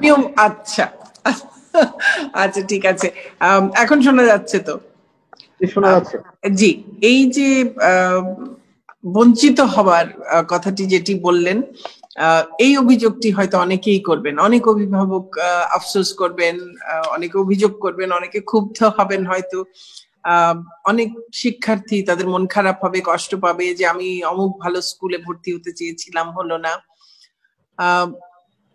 ওই যে আমি একদম গোড়াতেই বলেছি যে অনেকেই মনে করবেন যে এটি যোগ্যতা ভিত্তিক না হয়ে এটি ভাগ্য ভিত্তিক হলো। এখন আমরা প্রথম শ্রেণীতে যখন ভর্তি করি শিক্ষার্থীদের, তখন তো লটারির মাধ্যমে করছি, এবং তখন আমরা তাদের মেধা যাচাই করে আমরা করছি না। কাজে আমাদের এখন এই পরবর্তী ক্লাসে এসে আমরা কিন্তু একই পদ্ধতিতে আমরা যেতে পারি। সেখানে কেন এই প্রশ্নটি আসছে? আর পুরো যে আলোচনাটি, এবং মাননীয় উপমন্ত্রী মহোদয় যে কথাটি বলেছেন যে আমাদের সকল শিক্ষা প্রতিষ্ঠানগুলোর মধ্যেই তো মানের ক্ষেত্রে একটা অন্তত সাম্য নিয়ে আসতে হবে। তো আমার যদি সকল যারা এই পাঠক্রম অনুযায়ী আমরা যা ধরি যে সকল মেধাবী শিক্ষার্থী তারা সব এক স্কুলে চলে গেল, কতগুলো গুটি কয়েক স্কুলে গেল, আর বাকিরা সব অন্য স্কুলে গেল, তাহলে ওই শুধুমাত্র মেধার চর্চা কি শুধু কয়েকটি স্কুলেই হবে আর বাকি স্কুলে বাকিরা শুধু পিছিয়েই পড়বে? এটি তো হয় না। অনেকেই বলবেন যে তাহলে আমার বাচ্চা তো একটা সুযোগ পেত, সে সুযোগটা পেল না। আমরা বহু কিছুর বেলায় আমরা বলি যে অনেক বড় বড় সিদ্ধান্তের বেলায় জীবনে বলি যেটা আমার কপালে ছিল বা এটা আমার কপালে ছিল না, সেজন্য হয়নি। তো আমরা কোন স্কুলে ভর্তি হব সেটির ক্ষেত্রে এবার লটারি করে তাই হচ্ছে। কিন্তু আমাদের মনে রাখতে হবে যে এই যে এখন আমাদের যে রকমের পাঠক্রম আসছে, আমাদের শিক্ষা পদ্ধতি এখন পাঠদান পদ্ধতিতে যে পরিবর্তন এসছে, তাতে কিন্তু আমার মনে হয় না যে খুব বেশি তফাৎ থাকবে আর কোথাও, যে আমি কোন স্কুলে পড়ছি সেটি নিয়ে। কারণ যে স্কুলেই পড়ুক না কেন, আমরা এই যে অনলাইন ক্লাসেস করাচ্ছি সেখানে কিন্তু দেখা যাচ্ছে, বা টেলিভিশনে ক্লাস করাচ্ছি সেখানে দেখা যাচ্ছে যে একেবারে খুব ভালো স্কুলের শিক্ষক তারাই করছেন, কিংবা আমাদের যারা এই যে এখন টেলিভিশনে যে ক্লাসগুলো হচ্ছে সেগুলো যে মানের, এটিতে সবারই কিন্তু অ্যাক্সেস থাকছে, সবারই অভিজ্ঞতা থাকছে, সবাই এটি করতে পারছে। কাজেই আর এই 2022 সাল থেকে আমাদের যে নতুন পাঠক্রম চলে আসছে সেখানে কিন্তু ওই স্কুল কতটা নামি, স্কুলে আরো বাকি শিক্ষার্থীরা কতটা মেধাবী সেটার চাইতে অন্য আমাদের প্রত্যেক শিক্ষার্থী নিজে নিজে কি করতে পারবে সেটি অনেক বেশি, এবং দলগতভাবে তারা কি কি করতে পারবে, তারা কমিউনিটির সঙ্গে কিভাবে কাজ করে একদম হাতে কলমে নানা জিনিস শিখতে পারবে, সেই বিষয়গুলো অনেক বেশি সেখানে গুরুত্বপূর্ণ হয়ে উঠবে। কাজে আমাদের পুরো শিক্ষা ব্যবস্থাতেই কিন্তু যে পরিবর্তনটা আসছে, সেখানে আমি কোন নামের কোন স্কুলে আছি বা আমার সঙ্গের সকলে একেবারে সর্বোচ্চ মেধার শিক্ষার্থী কিনা, সেই বিষয়টি কিন্তু আর এখন পর্যন্ত যত গুরুত্ব দিয়ে আমরা দেখতাম সেভাবে দেখবার আর তেমন সুযোগ থাকবে না। আমি একটু সংযুক্ত করতে চাই। জি নিশ্চয়ই। আমি শুধু একটু বলতে চাই, এখানে যিনি প্রশ্নকর্তা তাকে একটা জিনিস বলতে চাই, যে একটা শিক্ষার্থী, একজন শিক্ষার্থী 11 বছর বয়সে, 12 বছর বয়সে, 13 বছর বয়সে আমরা কিভাবে তাকে মেধাবী বলতে পারি? এটা তো আসলে আমাদের অন্যান্য এই বয়সে ছাত্রছাত্রীদের প্রতি এক ধরনের মানে আসলে একটা অমানবিক আচরণ। যে আমরা পৃথিবীর অনেক বড় বড় বিজ্ঞানী দেখেছি, আইনস্টাইন তো 11 বছর পর্যন্ত কথাই বলতে পারতেন না, এবং তিনি কোনো বড় নামকরা বিশ্ববিদ্যালয় বা বিদ্যালয়েও পড়েন নাই। এই যে আমরা একটা ধারণা সৃষ্টি হয়েছে 11 বছর বয়সে মেধা নিরূপণ করব, অর্থাৎ ষষ্ঠ শ্রেণীতে, সপ্তম শ্রেণীতে, অষ্টম শ্রেণীতে 11, 12, 13, 14, এটা কি আসলে মেধা নিরূপণ করার বয়স, নাকি এটা আরো যোগ্যতা, দক্ষতা, শিক্ষা গ্রহণের বয়স? মেধা নিরূপণ করার বয়স আসবে 16 তার পার করার পরে, একটা ন্যূনতম পরিণত বয়সে আসার পরে আমি তার মেধাটাকে নিরূপণ করব। কিন্তু আমি এত কোমলমতি শিশুদেরকে মেধা নিরূপণের প্রতিযোগিতাটাতে যদি আমি ফেলে দেই, তাহলে একটা অসুস্থ প্রতিযোগিতায় আমরা তাদেরকে ফেলে দিচ্ছি। তখন পুরো প্রক্রিয়াটাই হয়ে যাচ্ছে ফলাফল নির্ভর এবং পরীক্ষা নির্ভর। সেখানে পরীক্ষার গ্রেডিং এর উপরে আমরা বেশি জোর দিচ্ছি। আমরা পরীক্ষাটা নিচ্ছি দেখার জন্য ন্যূনতম যোগ্যতা অর্জিত হয়েছে কিনা, কিন্তু এখানে দেখা যাচ্ছে পরীক্ষাটা আমরা অন্য মাত্রায় নিয়ে গিয়েছি, বিশেষ করে অভিভাবক পর্যায়ে এবং সমাজে আমরা যেভাবে এটাকে নিয়ে আসছি, সেটা থেকে বেরিয়ে আসার জন্যই কিন্তু এই লটারির মাধ্যমে নিশ্চিত করা, মান নিশ্চিত হবে, সাম্য নিশ্চিত হলে। আমি শুধুমাত্র কয়েকটি এলিটিস্ট ইনস্টিটিউশন ঢাকা শহরে হবে, নামকরা করে প্রতিষ্ঠান জেলা শহরে হবে, সেগুলোতে শুধুমাত্র নামকরা ছাত্র, সেগুলোতে মেধাবী অর্থাৎ 12 বছর বয়সে মেধা নিরূপিত মেধার ছাত্রছাত্রী যাবে, সেটা তো আসলেই অমানবিক সকলের জন্য। আরো 13-14 বছর বয়সে তো মানে মেধা নিরূপণ করাটা একেবারে কোনোভাবেই যৌক্তিক নয়, কোনোভাবেই ন্যায্য নয়, কোনোভাবেই নৈতিক নয়। তাই মেধা নিরূপণের জন্য তাকে সুযোগ দিতে হবে অন্তত পক্ষে 16 বছর পর্যন্ত তার সকল বিষয়ে সে শিক্ষা লাভ করবে, সে যোগ্যতা লাভ করবে, দক্ষতা লাভ করবে। পরবর্তীতে গিয়ে আমরা উন্নত রাষ্ট্রের দিকে যদি দেখি, জার্মানিতেও কিন্তু সেখানে মেধা নিরূপণের যেটা বিষয়, যে স্ট্রিম সিলেকশন হয় 16-17 বছর বয়সে গিয়ে, তার আগে পর্যন্ত সবাইকেই একটা ন্যূনতম দক্ষতা অর্জনের জন্য সকল বিদ্যালয়ে ক্যাচমেন্ট বেসিসে, পৃথিবীর সকল দেশেই এখন সেটা আছে। কিন্তু এই যে একটা এলিটিস্ট মডেল আমরা তৈরি করতে চাই আমাদের শিক্ষা খাতের মধ্যে, এমনিতেই অনেক ধরনের স্ট্রিম আমাদের দেশে আছে, আমাদের জাতীয় শিক্ষাক্রমের মধ্যেই আমরা এমন ভাবে শিশুদেরকে 11 বছর বয়স থেকেই বৈষম্যমূলক একটা পরিস্থিতি সৃষ্টি করতে চাচ্ছি কেন? এখানে আমরা কেন মেধার কথা বলবো? এটা তো মেধার কোনো এই বয়সে তাকে মেধা নিরূপণের যুদ্ধে ঠেলে দেওয়া মানে তার সৃষ্টিশীলতাকে, তার সৃজনশীলতাকে, তার চিন্তা করার ক্ষমতাকে এবং তার মানবিকতাটাকেও নষ্ট করে দেওয়া। কারণ তার মধ্যে আমি একটা এমন আত্মকেন্দ্রিকতা সৃষ্টি করছি যে তার মধ্যে সেই ফলাফলটাকে নিজেকে সেলফ সেন্টার্ড একটা মানুষ হিসেবে তৈরি করার জন্য আমি তাকে ইম্পোজ করছি। তার মধ্যে মানবিকতাটাও কিন্তু আমরা নিয়ে ফেলছি তার কাছে। উপমন্ত্রী মহোদয় আসলে জি ধন্যবাদ ধন্যবাদ, আমি শুধু এটাই বলতে চেয়েছিলাম। না নিশ্চয়ই মাননীয় উপমন্ত্রী মহোদয়, আপনাকে অনেক ধন্যবাদ। আপনি একদম বিস্তৃত ভাবেই এটিকে বলেছেন এবং খুবই সঠিকভাবে যে আমাদের যারা বিকারুন্নেসায় ভর্তি হতে পারছে না বা আইডিয়ালে ভর্তি হতে পারছে না বা রাজুকে ভর্তি হতে পারছে না, এরকম কয়েকটি স্কুলে যারা ভর্তি হতে পারছে না বা আরো এরকম কয়েকটি ভালো স্কুলে ভর্তি হতে পারছে না, সেই অসংখ্য শিক্ষার্থী, আমরা তাদেরকে কি বলছি বা তাদের বাবা মা পরিবার থেকে শুরু করে সেই শিক্ষার্থীগুলো পর্যন্ত তাদের যে মনোকষ্ট, সেটিকেও তো আমাদের দেখতে হবে যে তারা মনে করছেন যে তাহলে আমরা মেধাবী না, তাহলে আমাদের বোধহয় আর ভালো করবার সুযোগ নেই, তাহলে আমরা আমাদের কত শিক্ষার্থী আর এই কতগুলো এলিট স্কুলে বা কতগুলো এই খুব নামি স্কুলে কত শিক্ষার্থী ভর্তি হয়, অধিকাংশই তো তার বাইরে। তাহলে আমরা এই সকলকে বলবো যে না তোমরা মেধাবী নও, তোমরা ভালো করছো না বা করবে না, এটা তো হতে পারে না। সকল স্কুলেই ভালো মানে মেধাবী, একটু হয়তো অত না, তার চেয়ে একটু কম মেধাবী, সব মিলিয়েই যদি শিক্ষার্থী থাকে তাহলে তো এই বৈষম্যটা থাকে না। আর আমরা এই শুধুমাত্র কয়েকটা স্কুলে, এবং তারা এই যে সবচাইতে মেধাবী শিক্ষার্থী নিয়ে নিচ্ছেন, তাহলে এই স্কুলগুলোরই বা কৃতিত্ব কোথায়? তারা তো সবচেয়ে মেধাবী যারা মনে করা হচ্ছে যাদেরকে, তাদেরকেই নিচ্ছে, নিয়ে তারপরে তারা ভালো রেজাল্ট করছে। এবং সেখানেও আবার তো কেউ সকলেই যে সর্বোচ্চ ভালো রেজাল্ট করে ফেলছে তা তো না, তার মধ্যেও রেজাল্টের হেরফের হচ্ছে। তো তাহলে এই বিদ্যালয়গুলো যদি এতই ভালো হয়, তাদের কৃতিত্ব কোথায়? তারা তো নিচ্ছেই সবচাইতে ভালো মেধাবী শিক্ষার্থী। যদি তারা সব রকমের শিক্ষার্থী নিয়েই তারপরে তাদের অধিকাংশকেই খুব ভালো রেজাল্ট তারা করতে পারে, তখন বুঝবো যে তাহলে এই বিদ্যালয়গুলো কৃতিত্ব রয়েছে, তারা এই শিক্ষার্থীদেরকে অনেক ভালো করে শেখাতে পারছে। আর এখন আমাদের শিক্ষণ পদ্ধতি, তাতেও যে ব্যাপক পরিবর্তন আসছে। এখন শিক্ষকের ভূমিকা তো অনেক বদলে যাচ্ছে।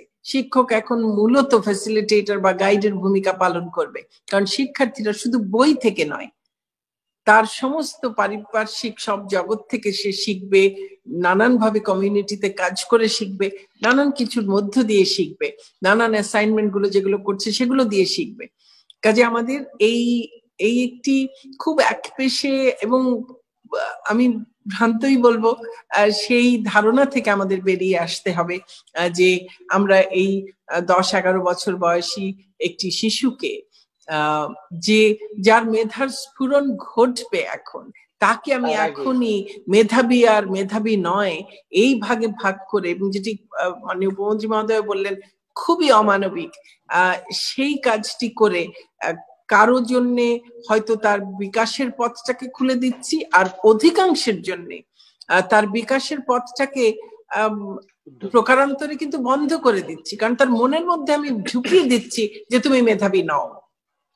এটি অত্যন্ত আমি মনে করি যে একটি অনৈতিক কাজ। কাজে এটি আমাদের এই বর্তমান দীর্ঘদিন ধরে এই শিক্ষা ব্যবস্থাটি চলে আসছে।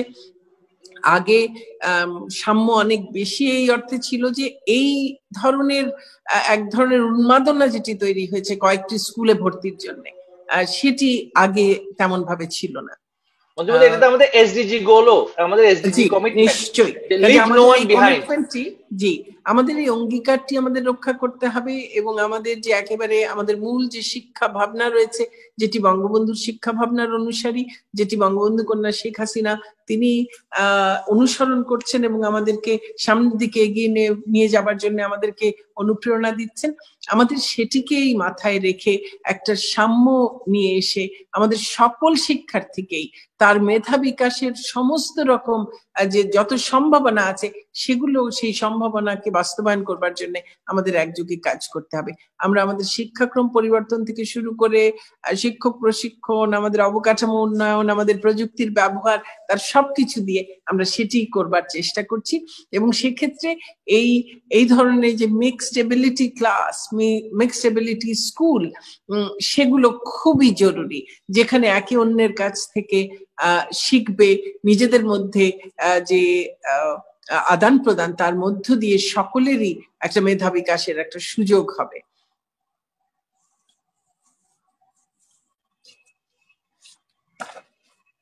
অনেক অনেক ধন্যবাদ মাননীয় মন্ত্রী মহোদয়। মাননীয় মন্ত্রী মহোদয়, এখনো আমাদের আরো প্রশ্ন করতে চান এরকম অনেকেই আছেন। আমাদের প্রায় 1 ঘন্টা হলো প্রেসক্রিপশন চলছে, সেক্ষেত্রে কি করা যায়? আমাকে হয়তো আমরা 6জনকে দিতে হবে। আচ্ছা, ঠিক আছে, 6 জনেরটা আমরা দ্রুত একটু শেষ করার চেষ্টা করি, কারণ আমাদের আবার একটু অর্থনৈতিক বিষয়ক ক্যাবিনেট কমিটিরও মিটিং রয়েছে, আমার সেখানেও চলে যেতে হবে। জি, এখন আমি প্রশ্ন করার জন্য অনুরোধ জানাচ্ছি ডেইলি স্টার পত্রিকার রিপোর্টার মহিউদ্দিন, মোহাম্মদ মহিউদ্দিন, আপনি আনমিউট করে আপনার প্রশ্নটি করুন। প্রস্তুত থাকার জন্য অনুরোধ জানাচ্ছি এরশাদ কমল, নিউ এজ পত্রিকা। জি, আসসালামু আলাইকুম, আশা করি সবাই আমাকে শুনতে পাচ্ছেন। মাননীয় মন্ত্রী, আপনি শুরুতেই বলেছিলেন যে আপনারা যে লটারি সিস্টেমটা বলছেন যে সকল শিক্ষার্থীর জন্য, তার জন্য বিশেষজ্ঞদের সাথে কথা বলেছিলেন, প্রাথমিক ও গণশিক্ষা মন্ত্রণালয়ের লোকজনদের সাথে কথা বলেছিলেন। আমি একটা জিনিস, জাস্ট দুটো জিনিস ক্লিয়ার হওয়ার জন্য প্রশ্ন করছি। একটা হচ্ছে, এই লটারিটা কি ক্লাস 1 থেকে ক্লাস 9 সকল বিদ্যালয়ের হবে? কারণ আমরা জানি যে আপনাদের সেকেন্ডারি আন্ডারে কিছু স্কুলস আছে যেগুলোতে প্রাইমারি স্কুলের শাখাও আছে। সো এটা একটু কনফিউজিং হয়ে যায় যে এটা আসলে সকল কিনা, কারণ কিন্ডার গার্ডেন গুলো আবার এটার মধ্যে পড়ে না। কিন্ডার গার্ডেনেও বাংলাদেশের একটা বড় অংশের শিক্ষার্থীরা ভর্তি হয় এবং সেখানেও ভর্তি পরীক্ষার একটা বিষয় থাকে।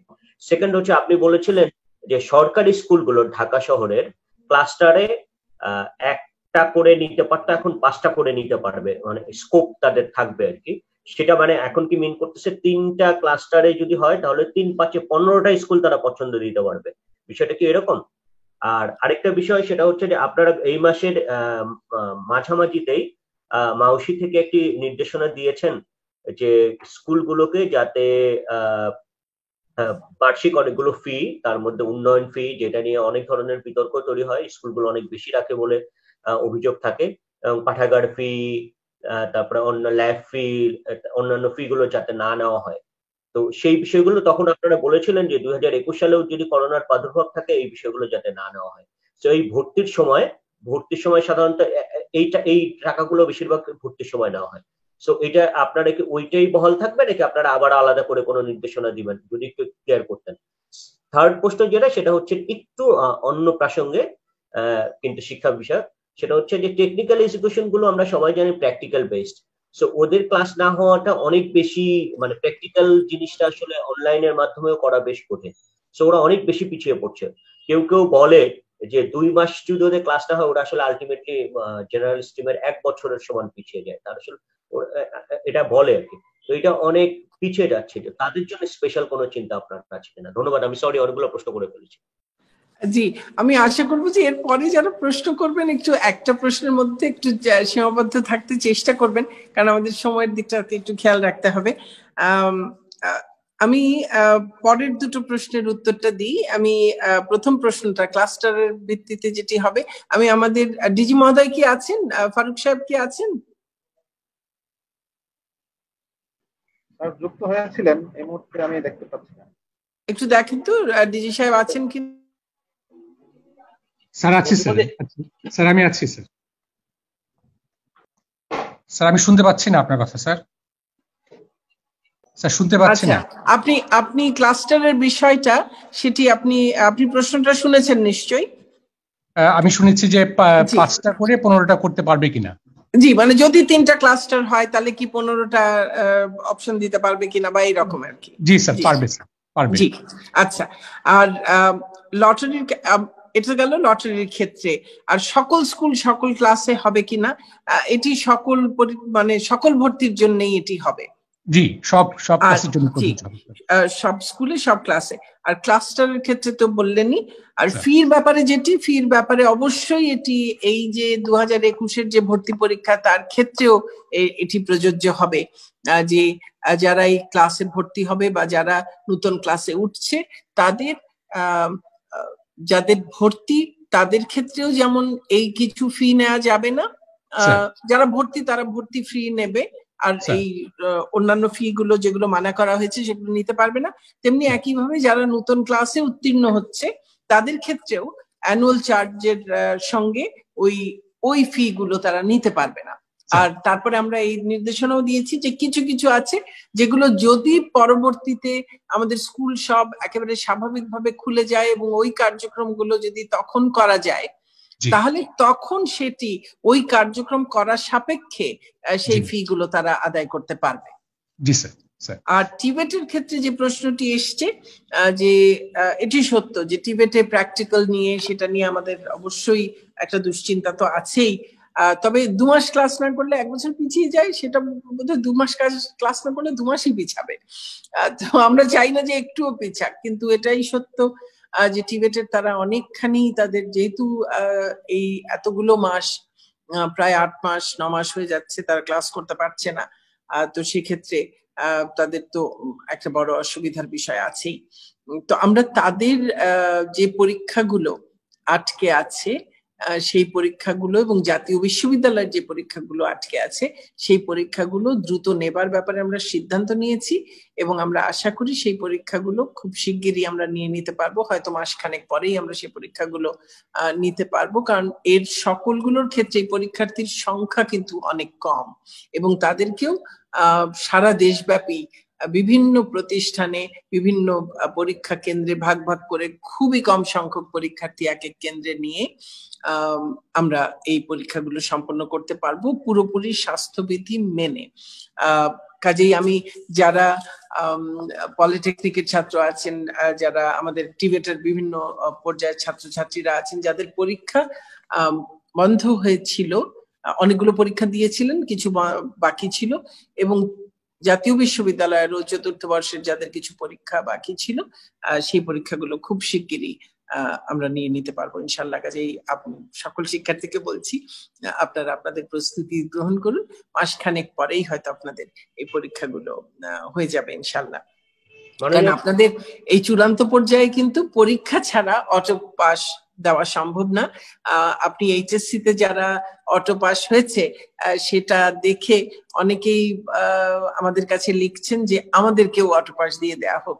যেটা মনে রাখতে হবে যে যারা এইচএসসি তে অটো পাস তারা কিন্তু এরপরে একটা পরীক্ষা দিয়ে তারা বিশ্ববিদ্যালয় পর্যায়ে তারা ঢুকবে, আর যারা এই পর্যায়ের পরে আর কিছু করবেন না তাদেরও এর আগের হয়তো এসএসসির রেজাল্টের উপরেই হয়তো তারা চলতে পারবেন।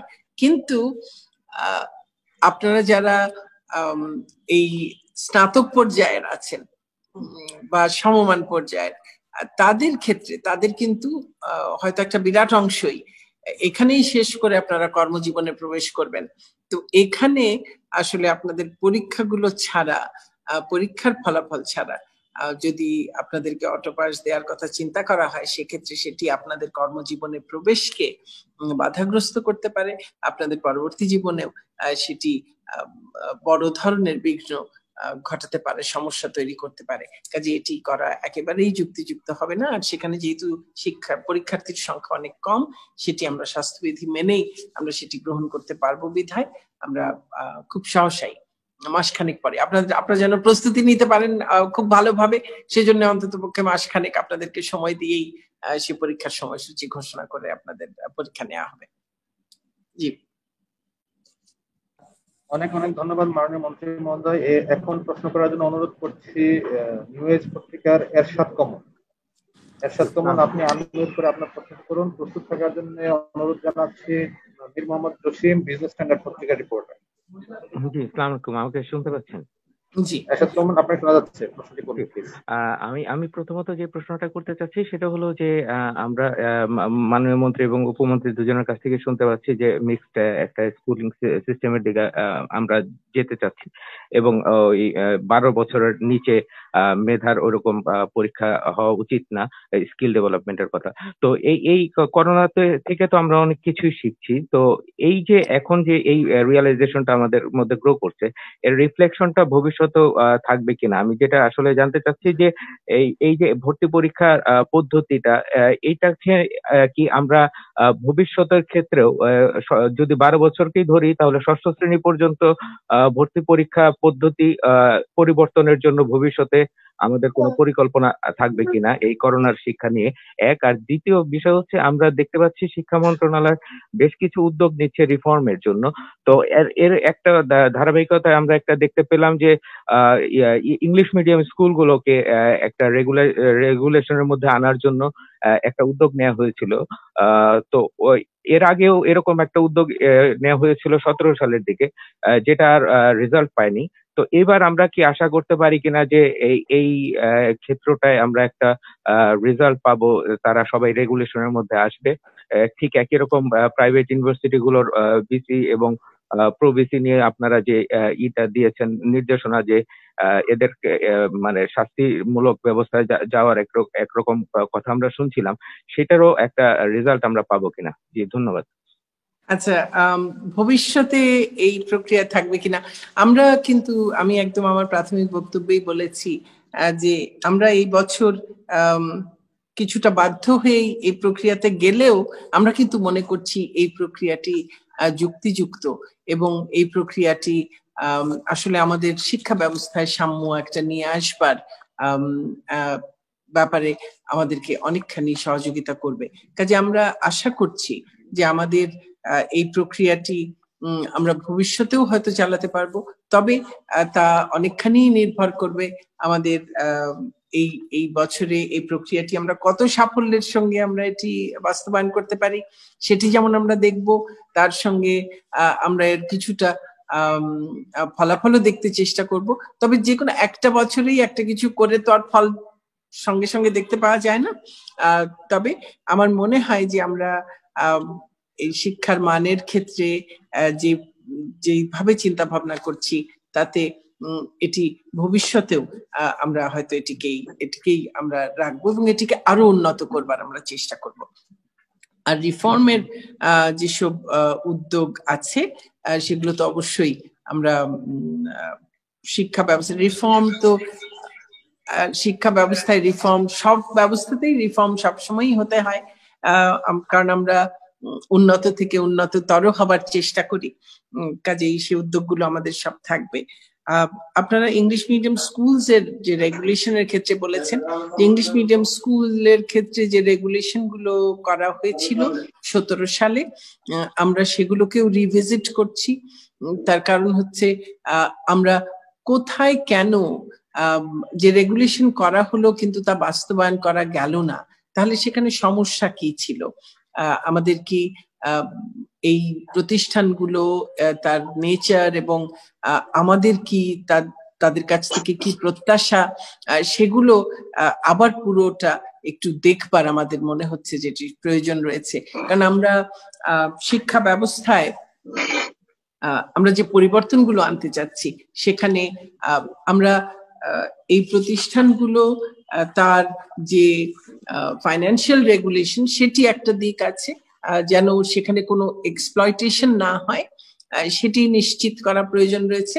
আবার অন্যদিকে আমাদের মূলত আমাদের প্রয়োজনটা হলো যে আমাদের যে একমুখী শিক্ষার যে কথাটি আমরা শিক্ষানীতিতে বলেছিলাম, যেটি আমাদের এত ধরনের স্ট্রিম আছে, তো আমরা সেখানে কারিকুলামটাতে এই ইংরেজি মিডিয়াম স্কুলগুলো যে কারিকুলাম ফলো করছে সেই কারিকুলামের মধ্যে আমাদের কি কম্পোনেন্ট গুলো আমাদের প্রয়োজন, যেটি দিয়ে আমরা একেবারে একমুখী সবাইকে একসঙ্গে করতে না পারি, আমাদের সকলের মধ্যে একটা অন্তত মিনিমাম কমন একটা জায়গা থাকে যে সকল শিক্ষার্থী সে মাদ্রাসাতেই পড়ুক, কারিগরিতেই পড়ুক, ইংরেজি মিডিয়াম বিদেশি কারিকুলামেই পড়ুক আর ইংরেজি মিডিয়াম দেশি কারিকুলামেই পড়ুক, সবার যেন একটা কমন একটা মিনিমাম একটা যেন একই রকমের জিনিস তারা পড়ে, বিশেষ করে যেমন ভাষা, বাংলা, ইংরেজি, আমাদের ইতিহাস, এই বিষয়গুলো যেন অবশ্যই,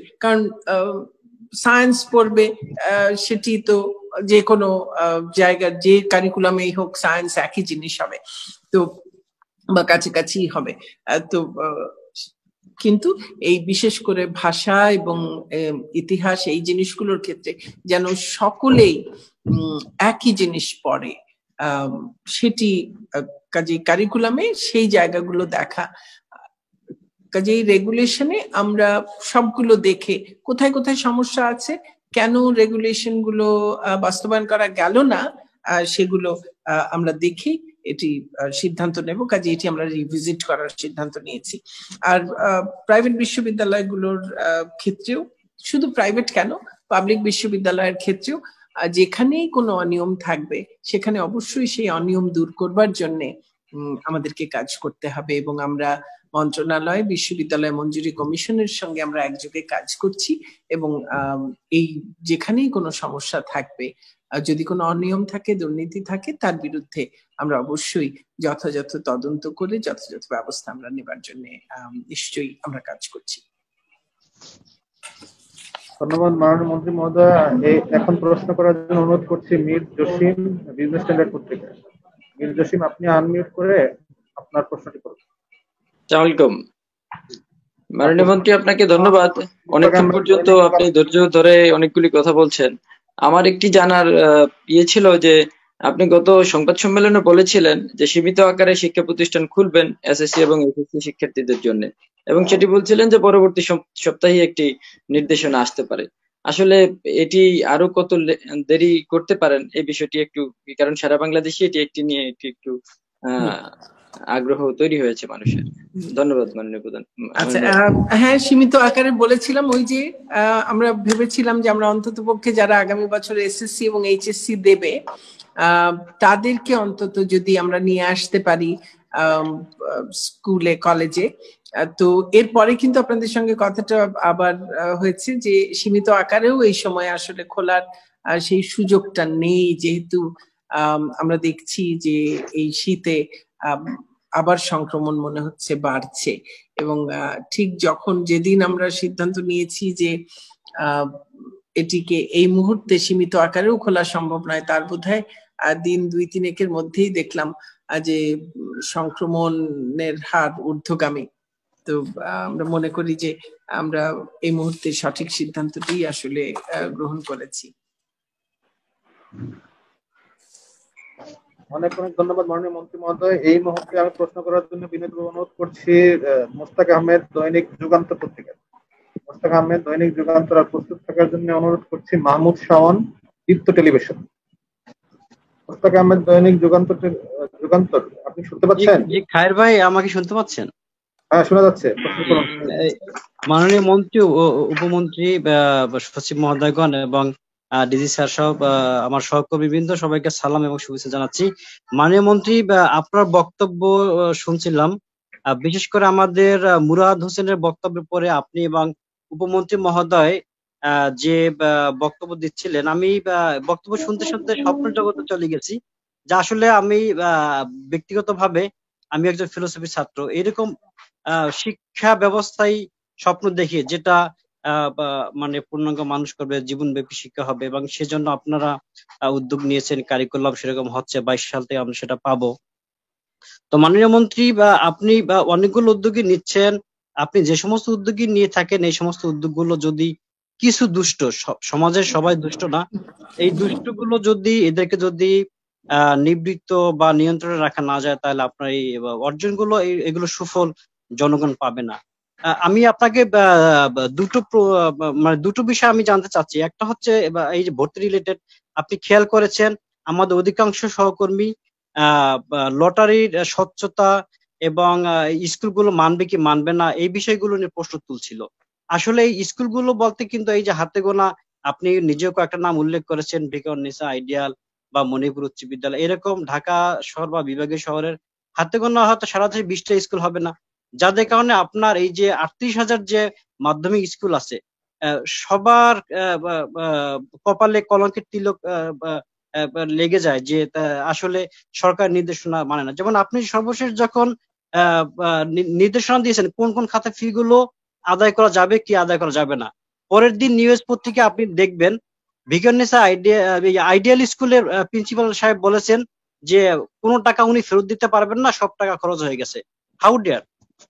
এই মহিলার সরি আমি একটা মানে এই শিক্ষকের 3 বার এমপি স্থগিত হয়েছে শুধুমাত্র তার এই ধরনের কার্যকলাপের কারণে, এই অবৈধভাবে ভর্তি, নানা ধরনের অনিয়মের কারণে। এটা একটা এক্সাম্পল আইডিয়াল, অন্যান্য স্কুলগুলো এই ধরনের কার্যক্রম করে থাকে। তো আমার প্রশ্ন হচ্ছে যে যে সমস্ত স্কুল মন্ত্রণালয়ের নির্দেশনা মানবে না, সে সমস্ত স্কুলের ব্যাপারে কঠোর কোনো পদক্ষেপ আসলেই, আমি আবার বলি কোরআন কোড, আসলেই কোনো কঠোর পদক্ষেপ নেওয়া হবে কিনা।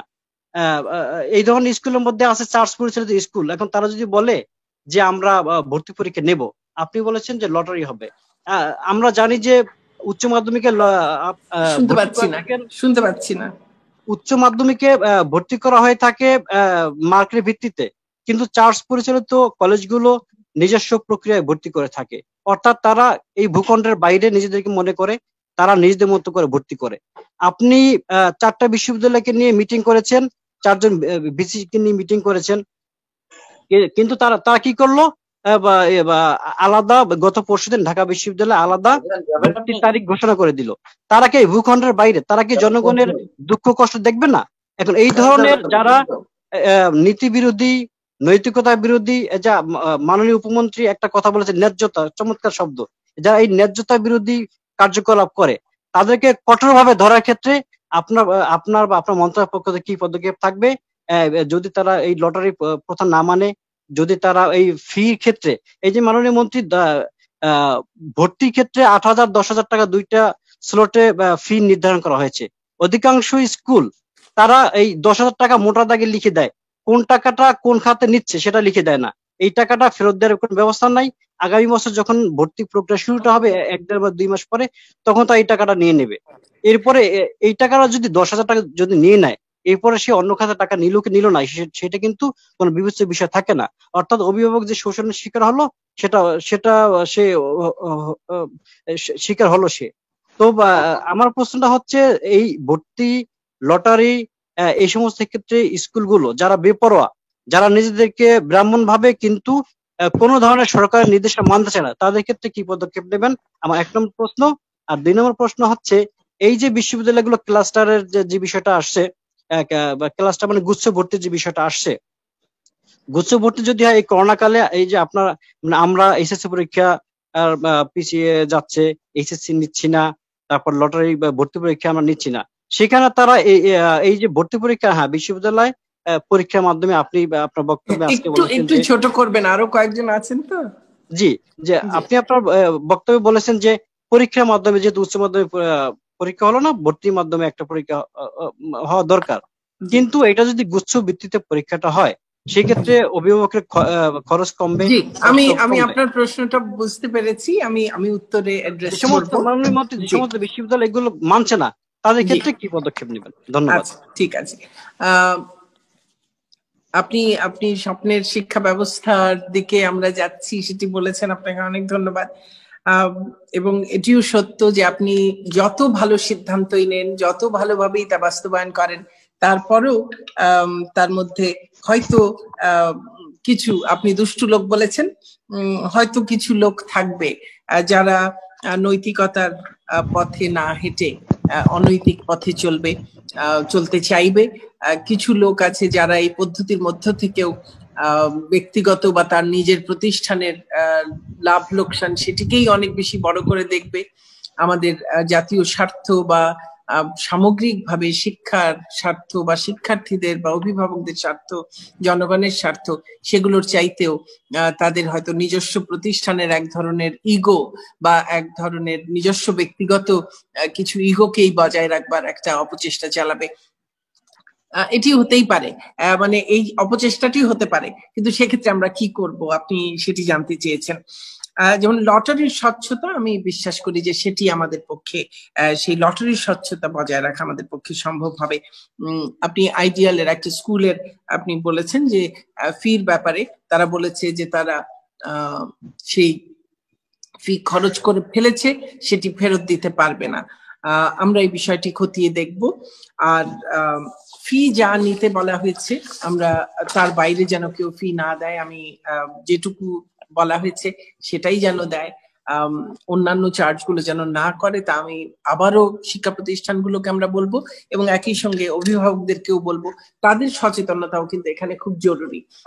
তাদেরকেও বলতে হবে যে না, আমরা দেব যতটুকু আমাদের এই সময়ে দেবার জন্য বলা হয়েছে, ম্যান্ডেটরি যতটুকু আমরা সেটুকু দেব, তার বাইরেটুকু এখন নয়। যখন যেই শর্তে বলা হয়েছে যে আবার প্রয়োজন হলে দেওয়া দরকার হতে পারে, সেই সময় যদি প্রয়োজন হয় সেই প্রয়োজনে আমরা দেব। চার্জ পরিচালিত স্কুলের কথা বলেছেন, আমরা তাদেরকে এইচএসসি পরীক্ষার সময়, এইচএসসির ভর্তির সময় আমরা তাদেরকে সেই সুযোগটি আমরাই দিয়েছিলাম, তারা আমাদের কাছে চেয়েছিল, আমরা তাদেরকে সেই সুযোগটি দিয়েছিলাম যে তারা পরীক্ষা নিয়ে তাদেরকে ভর্তি করতে পারবে। কারণ তারা এই প্রতিষ্ঠানগুলো আমরা তাদেরকে আমাদের বিভিন্ন রেগুলেশন থেকে কিছুটা কোনো জায়গায় তাদেরকে আমরা বাইরে রেখেছি, কারণ তারা বিশেষ ধরনের প্রতিষ্ঠান। আমাদের এরকম আরো দু একটি হয়তো প্রতিষ্ঠান আছে, আরো কিছু প্রতিষ্ঠান আছে যারা এই ধরনের, যে একেবারে 16 আনা আমাদের সমস্ত রেগুলেশনের মধ্যে একরকম নয়, তাদের জন্য কিছুটা ভিন্নতা আছে, যেমন ভারতেশ্বরী হোমস আছে, এরকম আরো কিছু প্রতিষ্ঠান আছে। তো তবে এবার যেমন এই যে আমরা অ্যাসাইনমেন্ট দিচ্ছি, সেই ক্ষেত্রে এই বার্ষিক পরীক্ষার ক্ষেত্রেও সেখানে তারা তাদের যে নিজস্ব পদ্ধতি, সেই পদ্ধতিতে তারা করার একটা চেষ্টা ছিল, কারণ তাদেরকে যেহেতু আমরা সেই ভিন্নতাটা দিয়েছিলাম। কিন্তু আমরা আমাদের এইবারের যে অ্যাসাইনমেন্ট দিয়ে কোনো পরীক্ষা হবে না, পরবর্তী ক্লাসে যাবে এবং অ্যাসাইনমেন্ট করবে তারা, সেই বিষয়টি যখন আমরা তাদেরকে বলেছি তারা কিন্তু সেটিকে মেনে নিয়েছে এবং তারা সেইভাবেই আর বার্ষিক পরীক্ষা তারা নিচ্ছে না। তো আমরা মনে করি যে চার্জ পরিচালিত স্কুলও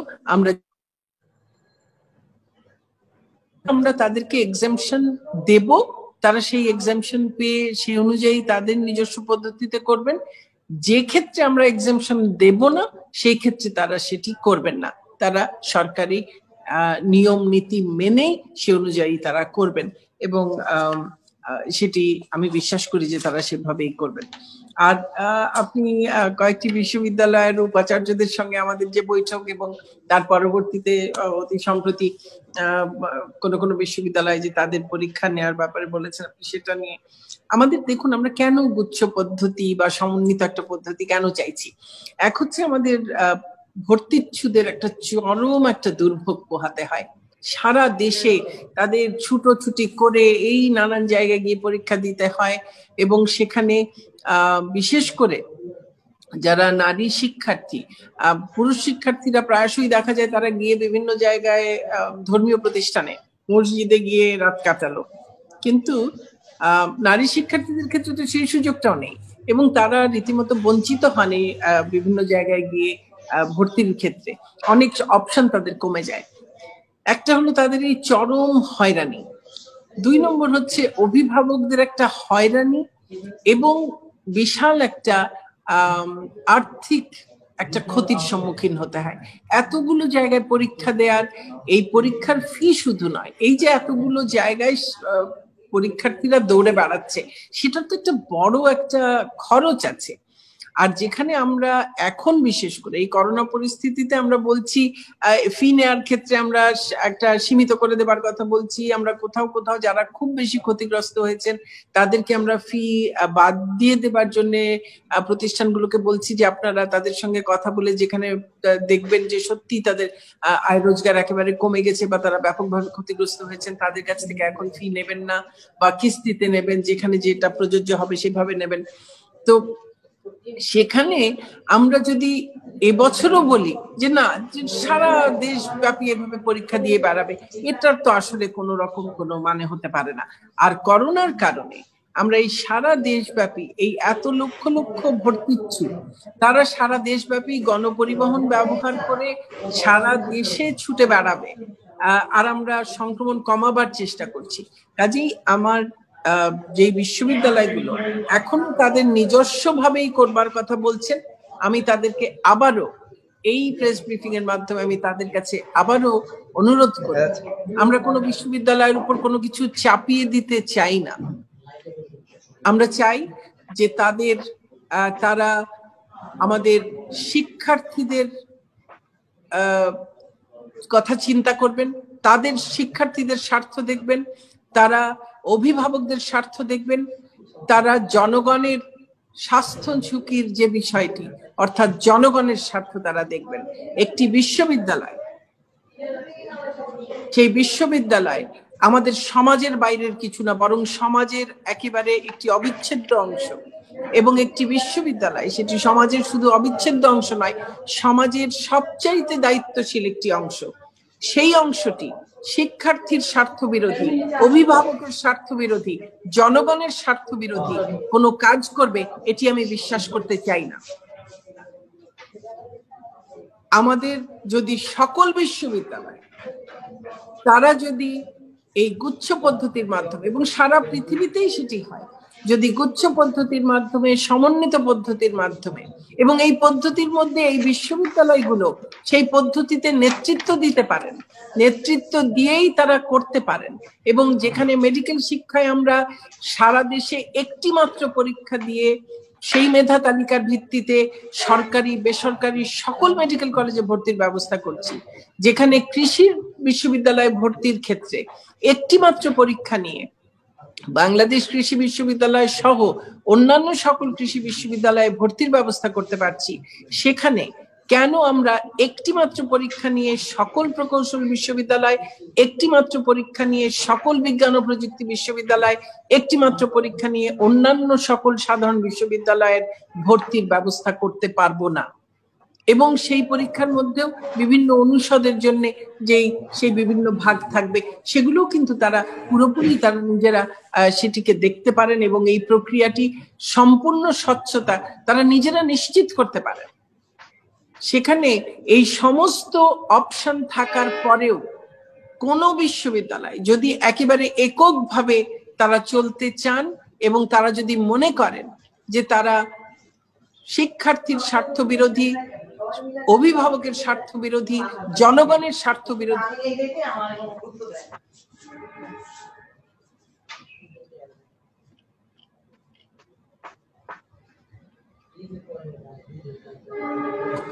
এটি তাদেরকেই ভেবে দেখতে হবে। আমরা কোনো বিশ্ববিদ্যালয়ের উপর কোনো কিছু আমরা চাপিয়ে দিতে চাই না।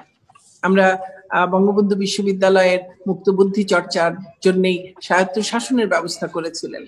এখন কয়েকটি বিশ্ববিদ্যালয় ছাড়া বাকিদের আইনে কিন্তু সেই স্বায়ত্তশাসনটি তেমন ভাবে নেই যেটি ওই কয়েকটি বিশ্ববিদ্যালয়ের ক্ষেত্রে আছে, কিন্তু কারো ওপরেই আমরা কোনো কিছু চাপিয়ে দিতে চাই না। একেবারে আইনের মধ্যেই পুরোপুরি স্বায়ত্তশাসিত এই কথাটি থাকুক বা না থাকুক, কারো উপরেই আমরা কোনো কিছু চাপিয়ে দিতে চাই না। আমরা চাই বিশ্ববিদ্যালয় সত্যিকার অর্থেই জ্ঞান চর্চার কেন্দ্র, মুক্তবুদ্ধির চর্চার কেন্দ্র হিসেবেই আমাদের সকল বিশ্ববিদ্যালয় কাজ করুক।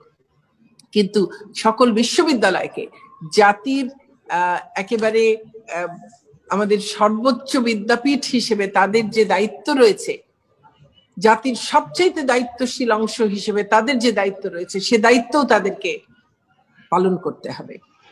অতএব আমি বিশ্বাস করি যে আমরা শিক্ষার্থীর স্বার্থে, অভিভাবকের স্বার্থে, জনগণের স্বার্থে, আমরা দেশের স্বার্থে আমরা এবারে সকলকে নিয়েই সমন্বিতভাবে গুচ্ছ পদ্ধতিতে আমরা নিতে পারবো, এবং এর বাইরে কেউই থাকবেন না। আমাদের নিয়মের ব্যত্যয় ঘটিয়ে এই লটারি ভর্তি বা অন্য কোনো ক্ষেত্রে যদি কোনো প্রতিষ্ঠান কোনো ধরনের কোনো এই মাধ্যমিক উচ্চ মাধ্যমিক পর্যায়ে যদি কেউ কোনো ধরনের কোনো ব্যত্যয় ঘটিয়ে কোনো রকমের কোনো কাজ করেন, সেজন্য আমরা কিন্তু কঠোর হব।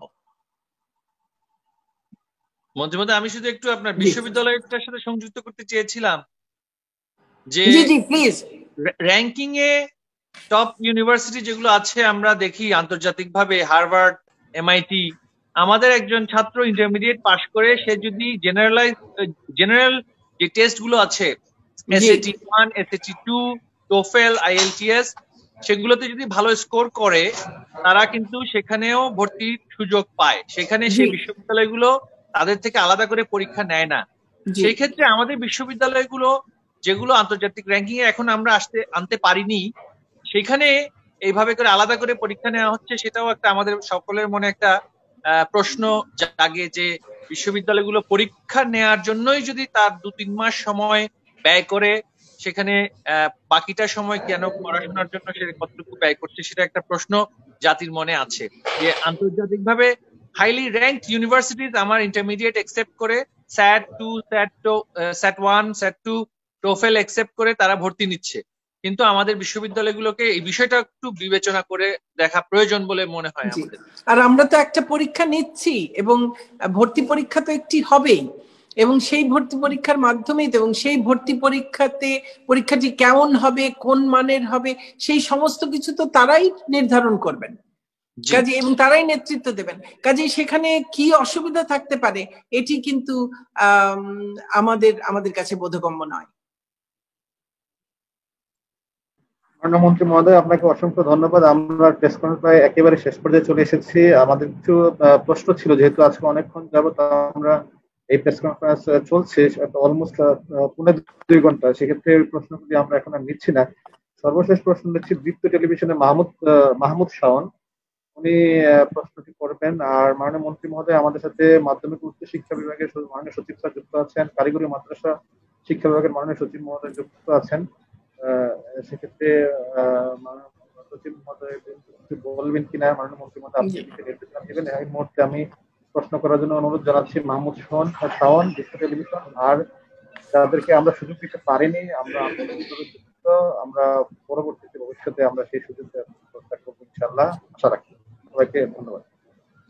আসসালামু আলাইকুম মাননীয় শিক্ষামন্ত্রী, আপনি সারা দেশের শিক্ষার্থীদের অভিভাবক। আপনার কাছে আমার প্রশ্ন, সেটা হচ্ছে একটু এগুলো থেকে আলাদা। সেটা হচ্ছে করোনার কারণে আমরা দেখেছি যে শিক্ষা প্রতিষ্ঠানগুলো বন্ধ থাকার কারণে দরিদ্র পরিবারের অনেক শিক্ষার্থী কিন্তু কর্মে প্রবেশ করেছে। তাদেরকে ফিরিয়ে আনা সম্ভব হবে কিনা, অর্থাৎ শিক্ষার্থীদের ঝরে পড়ার আশঙ্কা কতটা থাকছে, সেই ঝরে পড়ার আশঙ্কা থেকেই এই বিষয়ে শিক্ষা মন্ত্রণালয় তাদের জন্য কিছু ভাবছে কিনা, এটুকুই জানার।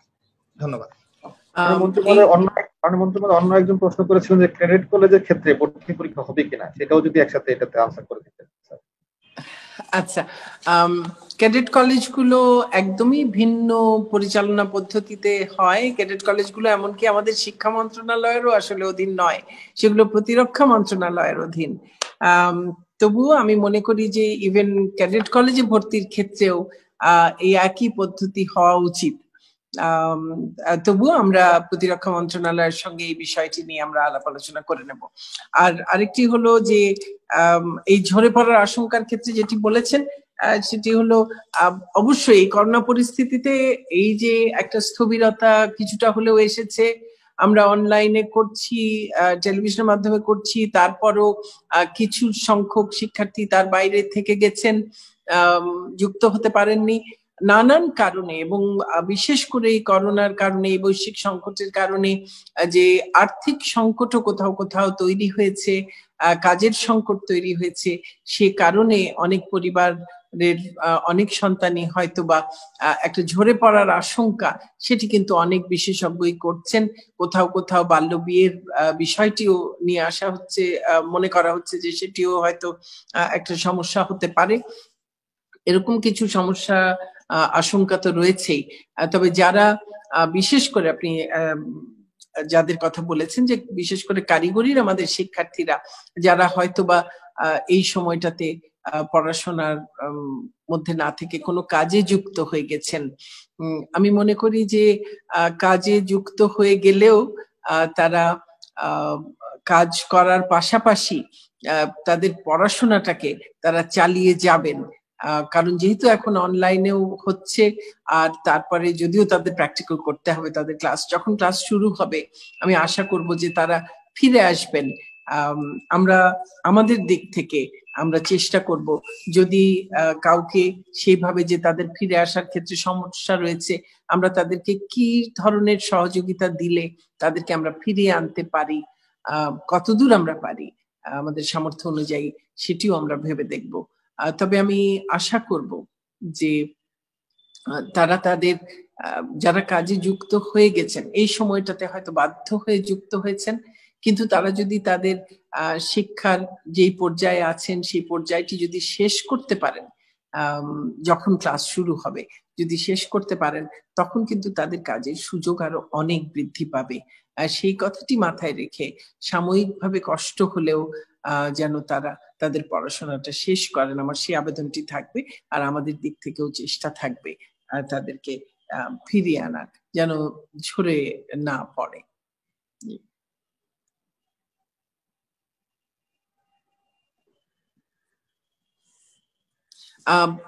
মাননীয় উপমন্ত্রী মহোদয়, আপনি আমাদের দুজন সচিব মহোদয় ওনারা যদি একটু কিছু বলেন, তারপরে আপনি কথা বলে আমরা তখন শেষ করতে পারি। তাহলে মন্ত্রী মহোদয় আমার আসলে বলার কিছু নেই, আপনি শেষ না, করে আমাদের দিলে ভালো। সচিব মহোদয়রা আগে একটু বলে নিক, তাহলে তারপরে আপনি একটু বলেন কাইন্ডলি।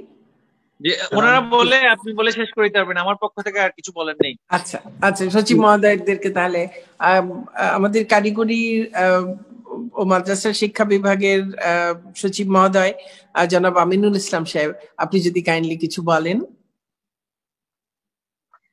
মাননীয় মন্ত্রী মহোদয়, একটি প্রশ্ন বাকি ছিল, যদি অনুমতি দিন তাহলে আপনার কাছে শেষ একটি প্রশ্ন করতাম। আচ্ছা, করেই ভালেন। প্রায় 2 ঘন্টা হতে চললো, আমাদের পরবর্তী মিটিংটাও শুরু হয়ে যাবে। জি মাননীয় মন্ত্রী, আমার প্রশ্নটি খুবই ছোট, আমি খুবই ছোট এবং খুবই সংক্ষেপে আপনি উত্তর দিতে পারবেন মাননীয় মন্ত্রী। জি জি, আপনার পরিচয়টা দিন। জি, আমার নাম হচ্ছে শিহাবুদ্দিন, আমি ডেইলি ক্যাম্পাসের স্টাফ রিপোর্টার। কিসের ডেইলি ক্যাম্পাস? জি জি। আচ্ছা মাননীয় মন্ত্রী, আপনি মাধ্যমিকের ভর্তি নিয়ে প্রায় সব বিষয়ে আলোচনা করেছেন, শুধু একটি বিষয়ে একটু যদি বলতেন, যে এই যে সকল শিক্ষার্থী পরবর্তী শ্রেণীতে উত্তীর্ণ হবেন তাদের রোল নম্বরের বিষয়ে আসলে আপনারা কোনো সিদ্ধান্ত নেননি। কি ব্যাপারে পরবর্তী ক্লাসে উত্তীর্ণ হবেন তাদের কি ব্যাপারে? রোল নম্বর মাননীয় মন্ত্রী, রোল নম্বর। আচ্ছা, এইটা কি একটা খুব তারা আগের ক্লাসে যেই রোল নম্বরে আছেন সেই রোল নম্বরে চলে যাবেন, সমস্যাটা কি? মন্ত্রী জাস্ট এইটাই আর কি। শিহাবুদ্দিন সাহেব অলরেডি অনেক প্রশ্ন করেছেন, আমার মনে হয় এখন এটা র্যাপ আপ করার সময় হচ্ছে। শিহাবুদ্দিন সাহেব, আপনি পরে প্রশ্ন করুন, আর কারো প্রশ্ন থাকলে সেটা লিখিত আকারে আমরা সেটা আলোচনা। আমাদের পরবর্তী সভা শুরু হবে, একটু দয়া করে এখন প্রশ্ন না করে আমাদের সচিব মহোদয়গণ করে এটা শেষ করে দিলেই ভালো হবে। জি, আর রোল নাম্বার আগের ক্লাসে যে রোল নাম্বার ছিল সেই রোল নাম্বারই হবে। কোনো এটা নিয়ে তো কোনো এটা কোনো রকেট সায়েন্স না, এত চিন্তা করার কিছু নাই।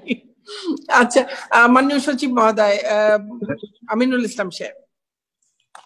জি, আসসালামু আলাইকুম মাননীয় মন্ত্রী, মাননীয় উপমন্ত্রী এবং সাংবাদিক বন্ধুরা।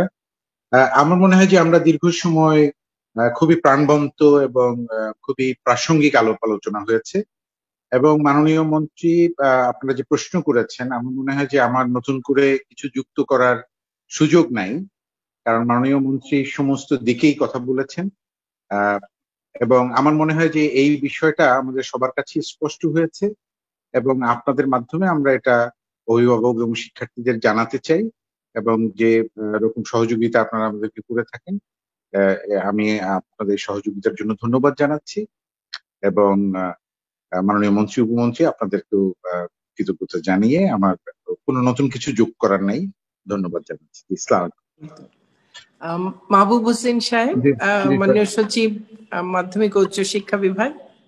স্যার ধন্যবাদ স্যার। মাননীয় শিক্ষামন্ত্রী, মাননীয় শিক্ষা উপমন্ত্রী এবং এখানে আমাদের আজকের এই প্রেস কনফারেন্সে সংযুক্ত আমার সাংবাদিক সহকর্মীবৃন্দ, আমার মনে হয় মাননীয় মন্ত্রী মহোদয়, আজকে আমরা মাননীয় মন্ত্রী মহোদয় কিছু একটু বিশেষভাবে কৃতজ্ঞতা জানাই, কারণ আমরা কিন্তু যখন প্ল্যান করেছি আজকের এই প্রেস কনফারেন্স, আমরা ভেবেছিলাম শুধুমাত্র একটি বিষয় নিয়ে কথা বলবো, কিন্তু আপনাদের প্রশ্ন প্রেক্ষিত এবং প্রাসঙ্গিকতা সূত্র ধরে মাননীয় মন্ত্রী ইতিমধ্যে আমাদের অন্যান্য বিষয়গুলো আলোচনা করেছেন, যেগুলো আসলে আমাদের পরবর্তী আমরা বলেছিলাম, মাননীয় মন্ত্রী ইতিমধ্যে বলেছিলেন যে প্রতি মাসে উনি আপনাদের সাথে এরকম বসবেন। আমরা ভেবেছিলাম যে হয়তো ডিসেম্বর মাসে যেসব আলোচনা করবো সেই আলোচনা আজকেও হয়ে গেল, অনেক ডিটেলস আলোচনা হয়ে যায়, আমাদের অ্যাডভান্স প্ল্যান অনেক প্ল্যান গুলো মাননীয় মন্ত্রী ইতিমধ্যে ইঙ্গিতও আপনাদের দিয়ে ফেলেছেন, যেটি আমরা কাজ করছি। সুতরাং আমার মনে হচ্ছে যে আজকের এই আলোচনাটা একটা পূর্ণাঙ্গ হয়েছে, আর নতুন করে যোগ করার সুযোগ কিছুই নাই স্যার। আমরা আমাদের তরফ থেকে একটাই কমিটমেন্টের কথা আপনাদের সকলকে জানাতে চাই, মাননীয় মন্ত্রীর নেতৃত্বে, মাননীয় উপমন্ত্রীর নেতৃত্বে। আপনাদের শুনেছেন ইতিমধ্যে আমাদের শিক্ষা ব্যবস্থা নিয়ে সরকারের তরফ থেকে যে ভিশন, যে লক্ষ্য আছে, সেটি ব্যাপারে তাদের অবস্থানটা সুস্পষ্ট হয়েছে। আমাদের তরফ থেকে সেই লক্ষ্য অর্জনের জন্য সকল রকম প্রস্তুতি এবং কার্যক্রম গ্রহণের মধ্যেই আমরা আছি। সেই জিনিসটি শুধু আমরা আপনাদেরকে জানাতে চাই এবং আপনাদের সাথে এটুকু বলতে চাই যে অন্তত শিক্ষা মন্ত্রণালয়ের গোপনীয় কোনো কাজ নাই। আমরা আমাদের কাজগুলোকে এমন ভাবে করেছি যেগুলো স্বচ্ছতার সর্বোচ্চ থাকবে এবং আপনাদের সাথে আমাদের ইন্টারাকশনটা নিয়মিতই হবে। এবং আমি তো মাননীয় মন্ত্রী যেভাবে বলেছেন, অনেক বিষয়, অনেক তথ্য আমরা আজকে আপনাদের কাছ থেকে পেয়েছি, যেগুলো হয়তো নর্মাল চ্যানেলে আমাদের কাছে আসে না। এই জন্য আপনাদেরকে ধন্যবাদ জানাচ্ছি, মাননীয় মন্ত্রী মহোদয়, মাননীয় উপমন্ত্রী মহোদয় এবং আমার সহকর্মী কারিগর মাদ্রাসা শিক্ষা বিভাগের সচিব মহোদয়। আপনাদের সকলকে ধন্যবাদ জানাচ্ছি এবং কৃতজ্ঞতা জানাচ্ছি। আসসালামু আলাইকুম। স্যার শুধু একটা জিনিস, আমাদের কিন্তু পরের মিটিংটা স্যার দুটোই স্যার আমাদের। জি দুটো এই যে এক্ষুনি শেষ করছি। আচ্ছা, প্রায়শই তাই হয়, এক মিটিং থেকে আরেক মিটিং এ যাওয়ার মাঝখানে আর 1 মিনিটের সময় পাওয়া যায় না। তো আজকে ভেবেছিলাম একটু তাড়াতাড়ি শেষ করতে পারবো হয়তো, কিন্তু অনেক লম্বা হয়ে গেল। যাই হোক, আপনাদের সকলকে অনেক ধন্যবাদ, মাননীয় উপমন্ত্রী মহোদয়, আমাদের সচিব মহোদয়রা, আমাদের সকল মহাপরিচালক বৃন্দ, আমাদের বোর্ডের চেয়ারম্যান বৃন্দ সহ সকলে যারা এখানে উপস্থিত হয়েছেন, আর বিশেষ করে আমাদের সাংবাদিক বন্ধুরা। আপনাদের আবারও বলি যে আপনাদের প্রশ্নের মধ্য দিয়ে আপনারা কিন্তু আমাদেরকেও অনেক তথ্য দেন, প্লাস আপনাদের প্রশ্নগুলোর মধ্য থেকে আমরা অনেক সমস্যা যেটা হতে পারে সেগুলোও জেনে সেগুলোকেও আমরা সমাধান করবার ক্ষেত্রে আমরা কাজ করতে পারি। কাজে আপনাদের কাছে আমাদের কৃতজ্ঞতা জানাই, ধন্যবাদ জানাই। আর আমাদের সঙ্গে এই সংবাদ ব্রিফিং, এই ব্রিফিং এ আপনারা যুক্ত হয়েছেন, আপনাদের সকলকে আমাদের পক্ষ থেকে অনেক অনেক ধন্যবাদ। সকলকে আবারও মুজিব বর্ষের শুভেচ্ছা। জয় বাংলা, জয় বঙ্গবন্ধু, বাংলাদেশ চিরজীবী হোক। মাননীয় মন্ত্রী আপনাকে ধন্যবাদ। আপনাকে ধন্যবাদ। আসসালামু আলাইকুম স্যার।